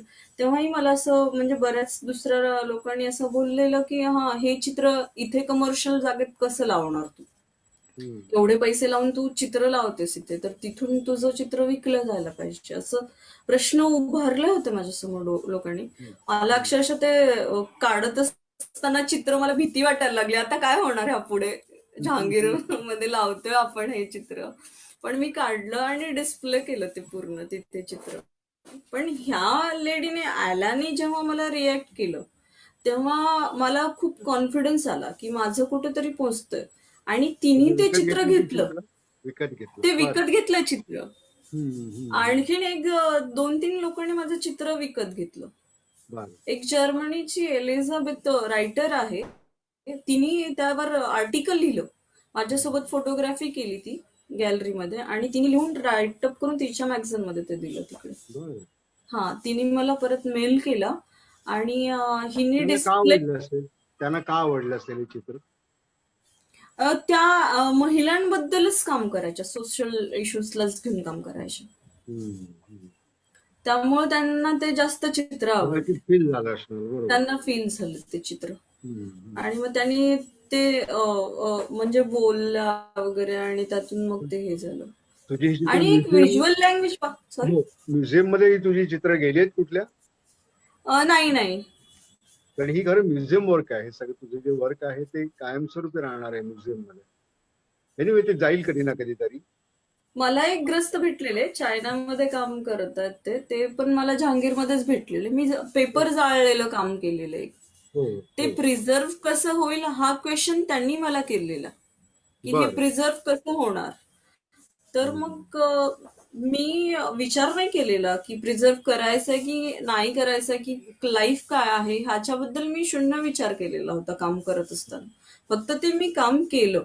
त्यानंतर त्यांनी मला म्युझियम मध्ये डिस्प्ले होणार आणि मग असंही होऊ शकतं ह्याबद्दल त्यांनी खूप इंटरेस्ट दाखवला. आणि लाईट कसा असायला पाहिजे आणि लाईट कशी वाढेल ह्याच्याबद्दल टेक्निकल नॉलेज त्यांनी खूप दिलं मला. खूप महत्वाचं असतं ते. पण मग आता तुझं कुठल्या पाहिजे तुझं काही लग्न बिग्न झालेलं आहे ना? तुझा नवरा पण चित्रकार आहे. हो हो, त्याच्याविषयी तू काहीच नाही सांगितलंस अजून. ती 2018चीच गोष्ट आहे आणि आम्ही लग्न केलं. आणि तो म्हणजे लग्न असं केलं की 5 दिवसात लग्न ठरलं. आम्ही आधीपासून मित्र होतो आणि लग्न ठरलं की आता दोघं काम करू शकतो, दोघं स्पेस देऊ शकतो एकमेकांना. आणि तो ऍबस्ट्रॅक्ट मध्ये काम करतो आणि मी असं काम करतो एक्सपेरिमेंटल. तर कम्फर्टेबल होतो आणि आम्ही लग्न केलं. लग्न करत असतानाही बऱ्याच घटना घडल्या. होम व्हायलन्स मी परफॉर्मन्स करत असताना त्या सगळ्या गोष्टी घडत होत्या कुठेतरी. की काय लोकांचा पण इंटरफिअरन्स होताच बराचसा. आणि मी ठरवलं की आता ह्याच माणसाशी लग्न करायचं. मग लग्न केलं.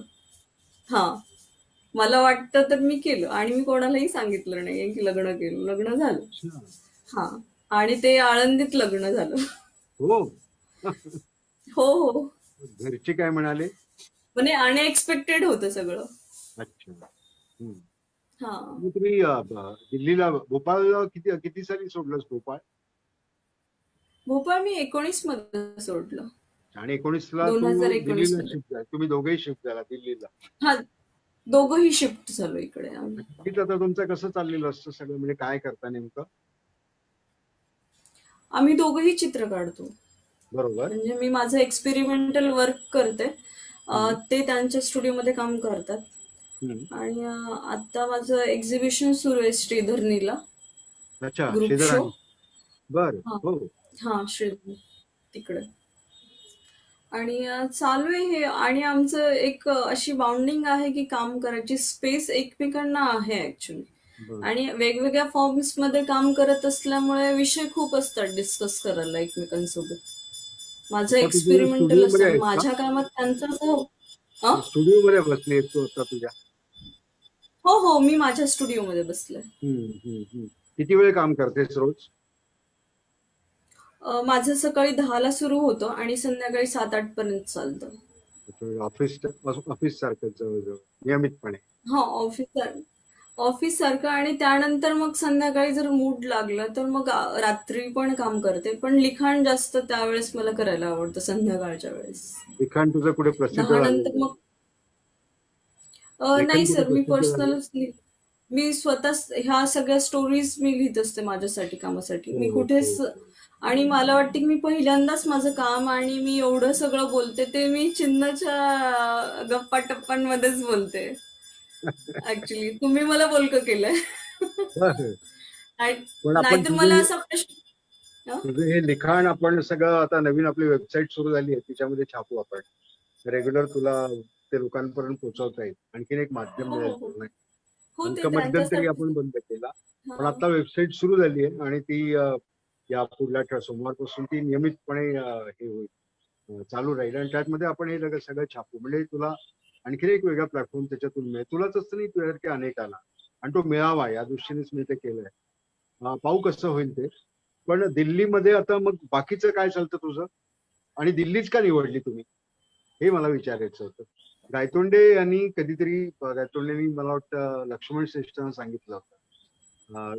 ज्यावेळी लक्ष्मण श्रेष्ठ म्हणले आता मुंबईत काय माझं होत नाहीये तर मी आता दिल्लीला येतो काय, तर गायतोंडे म्हणले चुकूनही इकडे येऊ नकोस, ही चांगल्या लोकांसाठी नाही, तू तिकडे सुखी आहेस, मुंबईतच राहा, हे इथली लोक ही भयंकर आहेत. गायतोंड्यांचं स्टेटमेंट आहे. तर तुझा काय अनुभव आहे दिल्ली मधला?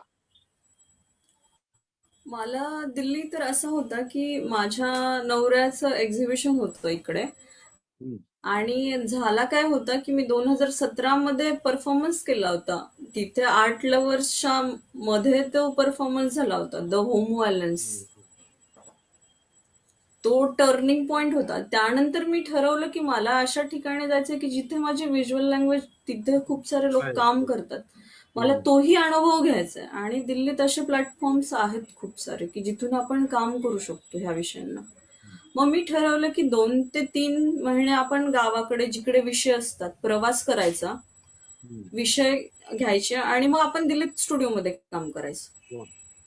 मग आम्ही गेल्या वर्षी शोच्या नंतर मी 3 महिने तिकडे तिकडे काढले महाराष्ट्रात, भोर वगैरे त्या साईडला. 2 व्हीलर घेतली एक आणि तिकडे पूर्ण ट्रॅव्हलिंग केली, गाव वगैरे अशा गोष्टी. धाडस आलं कुठून गे एवढं सगळं? हे धाडस आलं कसं तुझ्याकडे एवढं?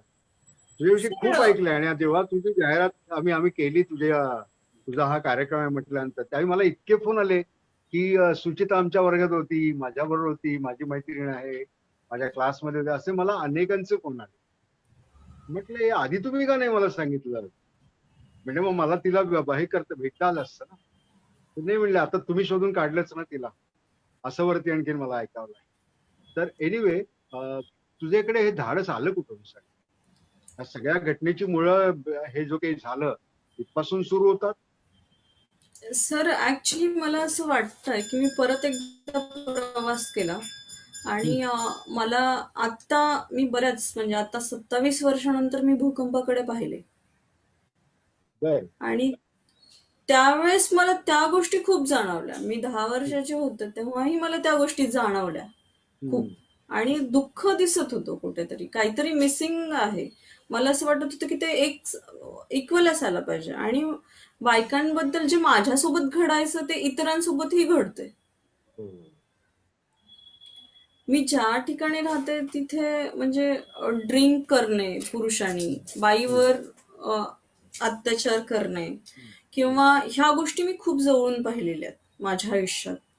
मग मला ते कुठेतरी खूप फील झालेले, आणि मग जेव्हा मला माझ्यासोबत होतं तेव्हा मला ते उमजतं, मग मी ते एक्सप्रेस करते. जसं ऍसिड अटॅकचा पण मला सब्जेक्ट तसाच मिळालेला, द होम व्हायलन्स तसाच मिळालेला, द गोल्डन वेडिंग तसाच मिळालेला. आणि आता लॉकडाऊन मध्ये माझे जास्त कामं झाले. लॉकडाऊन मध्ये ही जर घटना घडली नसते तर ते कामं झाले नसते. अच्छा. हा, म्हणजे घरात बसून आपण भीतोय कोरोनाला, आणि बाहेर जाऊन आपण कोरोनाला आतमध्ये बघतोय घरात बसलेल्या लोकांना. त्याच्यावर मी द फिनाले एक परफॉर्मन्स केला, जळणारा माणूस, जळणारी बाई, एक अंतिम संस्कार काय असतो. आपल्याकडे 3 संस्कार, जन्म, मृत्यू, लग्न आणि मृत्यू असे प्रकार असतात. तर मग तो परफॉर्मन्स खूप छान घडला. आणि त्याच्यानंतर मग मी आणखीन एक काम केलं, फक्त ते फोटोग्राफी परफॉर्मन्स होता माझा, द पास्ट हाईट फ्युचर असं एक परफॉर्मन्स आहे माझ्याकडे. म्हणजे आपलं सगळं पास्ट मध्येच आहे, तेव्हाच आपण उंचावर जाऊ शकतो. ते एक गोष्ट घडली, निव्वळ शिडी होती, आणि त्याला मला असं अवतीभोवतीच्या गोष्टी सांगतात की हा ह्याच्यापासून हे होतं, ह्याचा अर्थ हा आहे. ते कुठेतरी माझ्या कामात होतंय ऍक्च्युली आता. आणि तिथून मला अवतीभोवतीच्या सराउंडिंगच मला प्रेरणादायक राहिलं नाही. आणि माझ्या डोळ्यांनी तेच दिसलं. तू आनंदात आहेस आता? Are you happy? हो, नक्कीच. मी नेहमीच आनंदात होते. मला नेहमी वाटतं की आपण दुःखही एन्जॉय करतो. हा, दुःखही आनंद असतो, दुःखातही आनंद आहे. माझ्या कामात मला आनंद मिळतो. पुढे काय करणार आहेस आता? काय विचार आहे? पुढे आहे थोडंसं काम करायचं. मला ट्रॅव्हलिंग करायचंय आणि मला असं वाटतं की वेगवेगळ्या ठिकाणं मी ट्रॅव्हल करावं. थोडंसं गावाकडं मला गावाला घेऊन काम करायचंय. माझ्या गावाला घेऊन काम करायचंय. अच्छा. तिथल्या बायकांचे जे ड्रीम्स आहेत, म्हणजे ओव्या गातायत. माझी एक काकी आहे, करुणा मनाळे. त्या ओव्या गातात. त्यांचं ड्रीम होतं की त्याही कुठल्या तरी प्लॅटफॉर्मवर बोलाव्यात किंवा गावं, त्यांना प्लॅटफॉर्म मिळावा. बर. जी जुगलबंदी असते गाण्यातली, ती मला म्हणजे असं मला नेहमीच फील होतं तिच्याकडे बघितल्यावर. आता काय, आता मी 60 वर्षाची झाले. मग मला त्यांना असं करायचं की मी काय केलं होतं 2015 मध्ये शर्ट्स, पॅन्ट्स किंवा अशा काहीतरी गॉगल्स त्यांना दिले आणि वेअर करून मस्त एन्जॉय केला. बर. ती गोष्ट मला जाणवली की ह्यांचे ड्रीम्स कुठे थांबलेले आहेत, त्यांना घेऊन काम करावं. आता ते आहे आणि स्पेशली सब्जेक्ट असा आहे की लातूर जिल्ह्यात सुपारी खूप खाल्ली जाते. त्याच्यावर आणि शिव्या दिल्या जातात. मी माझ्या गावाचं हे नाही सांगत आहे, पण हे कुठेतरी थांबायला हवं असं मला आतून वाटतं. बरोबर. त्याच्याबद्दल मला थोडंसं काम करायचंय ऍक्च्युली. ते म्हणजे आता लॉकडाऊन मध्ये थोडं झालंय. हा, ते चाललंय माझं थोडंसं आता. बरोबर. नवीन म्हणजे आता पुढच्या 1 वर्षात मी हेच काम.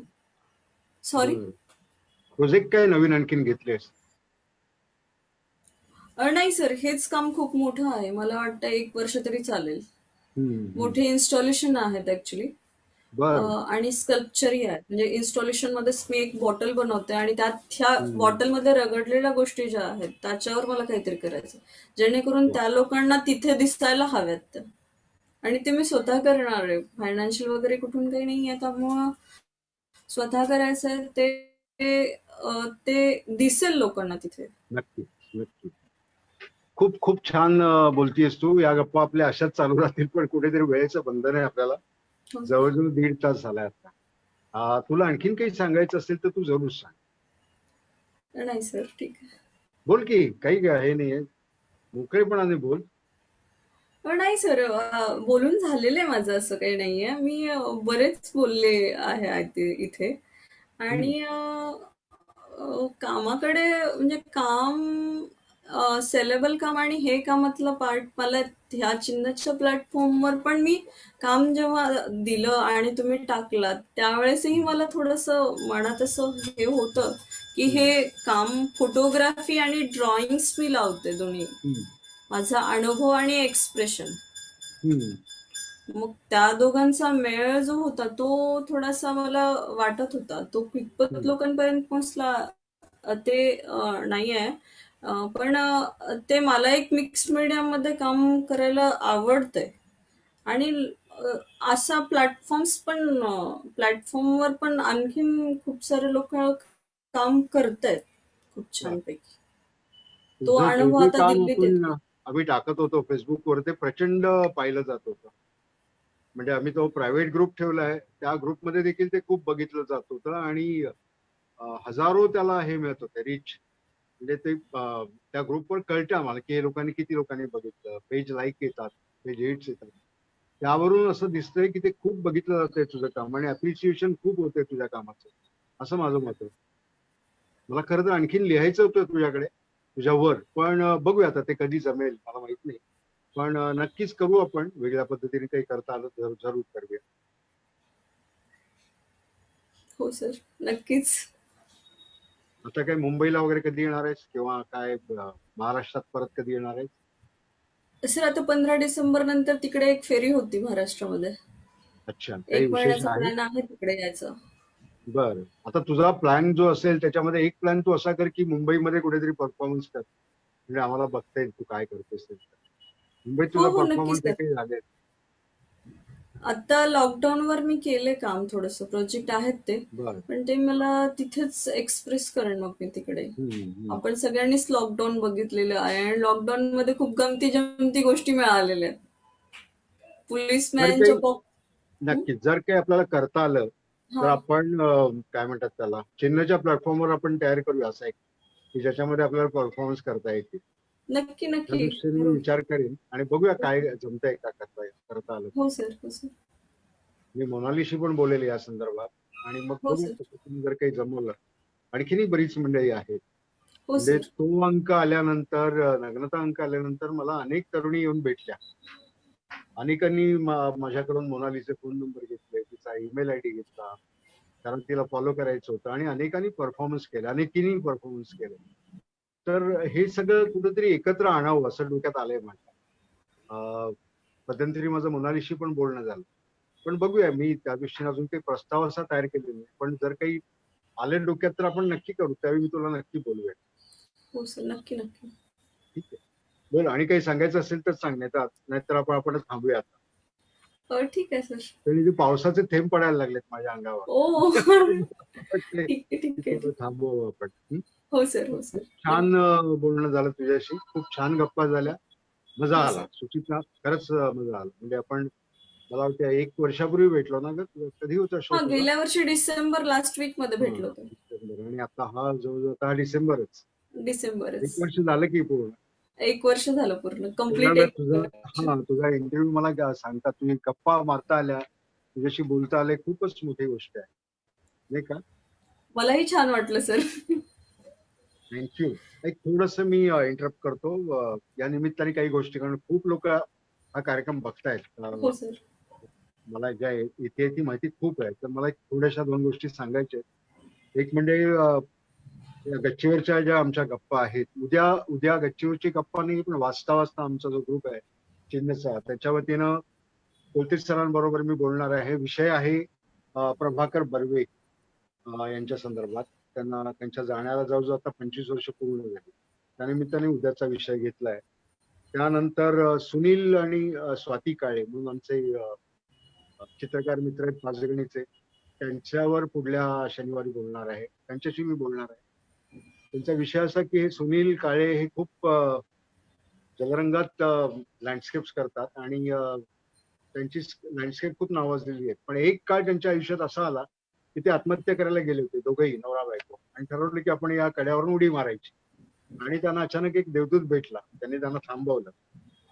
आणि मग आता त्या सुनील काळेंचं जवळजवळ प्रचंड मोठा बंगला आहे, तिथे 2 स्टुडिओ आहेत, दोघेही छानपैकी कामं करतात. म्हणजे एक वेगळा प्रवास आहे त्यांचा, तो सगळा आपण समजून घेणार आहोत पुढल्या कार्यक्रमांमध्ये. त्यानंतर नाताळच्या निमित्ताने आपण भेटणार आहोत फिलिप डिमेलो यांना. फिलिप डिमेलोंचे वसईचे चित्रकार मित्र आहेत. त्यांचं पण एक आयुष्य वेगळ्या पद्धतीचं आहे आणि ते आपण जाणून घ्यायचं आहे नाताळच्या निमित्ताने. अशी बरीच मंडळी आहेत. त्यानंतर शेखर नाईक येणार आहेत. तुझी आमरी, अमृता शेरगिलवर ज्यांनी नाटक केलं आता मराठी आणि हिंदीमध्ये, त्यांचे दिग्दर्शक आपल्यावर बोलायला येणार आहेत. त्यानंतर भगवान रामपुरे येणार आहेत. भगवान रामपुरेंनी आता सोलापूर सोडलं आणि मला वाटतं आता ते साठीमध्ये आहेत, आणि साठीमध्ये असताना त्यांनी अचानक कोकणात जाऊन सेटल व्हायचा निर्णय घेतला. तर का तर एक अख्खा डोंगर त्यांनी तिथे घेतलाय आणि त्या डोंगरात ते मोठं स्कल्पचर बनवतायत, शिल्प. त्या निमित्ताने आपण भगवान रामपुरेंशी बोलणार आहोत. त्यानंतर प्रफुल्ल सावंत, वॉटर कलर मध्ये ज्यांनी मास्टरी मिळवली आणि नॅशनल इंटरनॅशनल अवॉर्ड मिळाले, त्या प्रफुल्ल सावंतांशी आपण बोलणार आहोत. त्यानंतर राजेश सावंत आणि प्रफुल्ल सावंत या दोघांशी परत एकदा गप्पा होणार आहेत. त्या गप्पा अशा आहेत की कोरोना निमित्ताने त्यांच्या फाउंडेशनने खूप काही काम केलं. या दोघं चित्रकार भावांनी एक फाउंडेशन काढलं आणि ते एक सामाजिक काम त्याच्यातून खूप केलंय.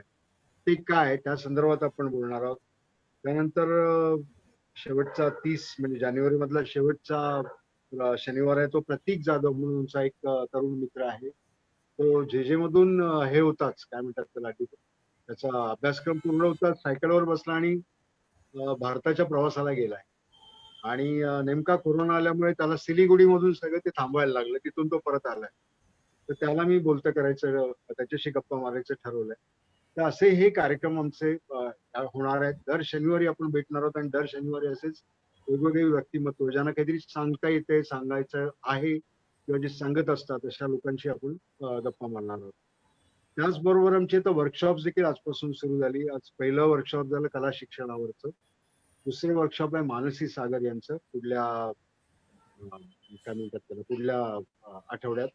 त्यानंतर प्रकाशभाई जोशी पत्रकार हे पण एक वर्कशॉप देत आहेत सेल्फ डेव्हलपमेंटवर. तर असेही चिन्हाचे कार्यक्रम आहेत, ज्यांना शक्य असेल त्यांनी त्याच्यात सहभागी व्हावं आणि सगळ्यांचं स्वागत असेल हेच मला सांगायचं होतं.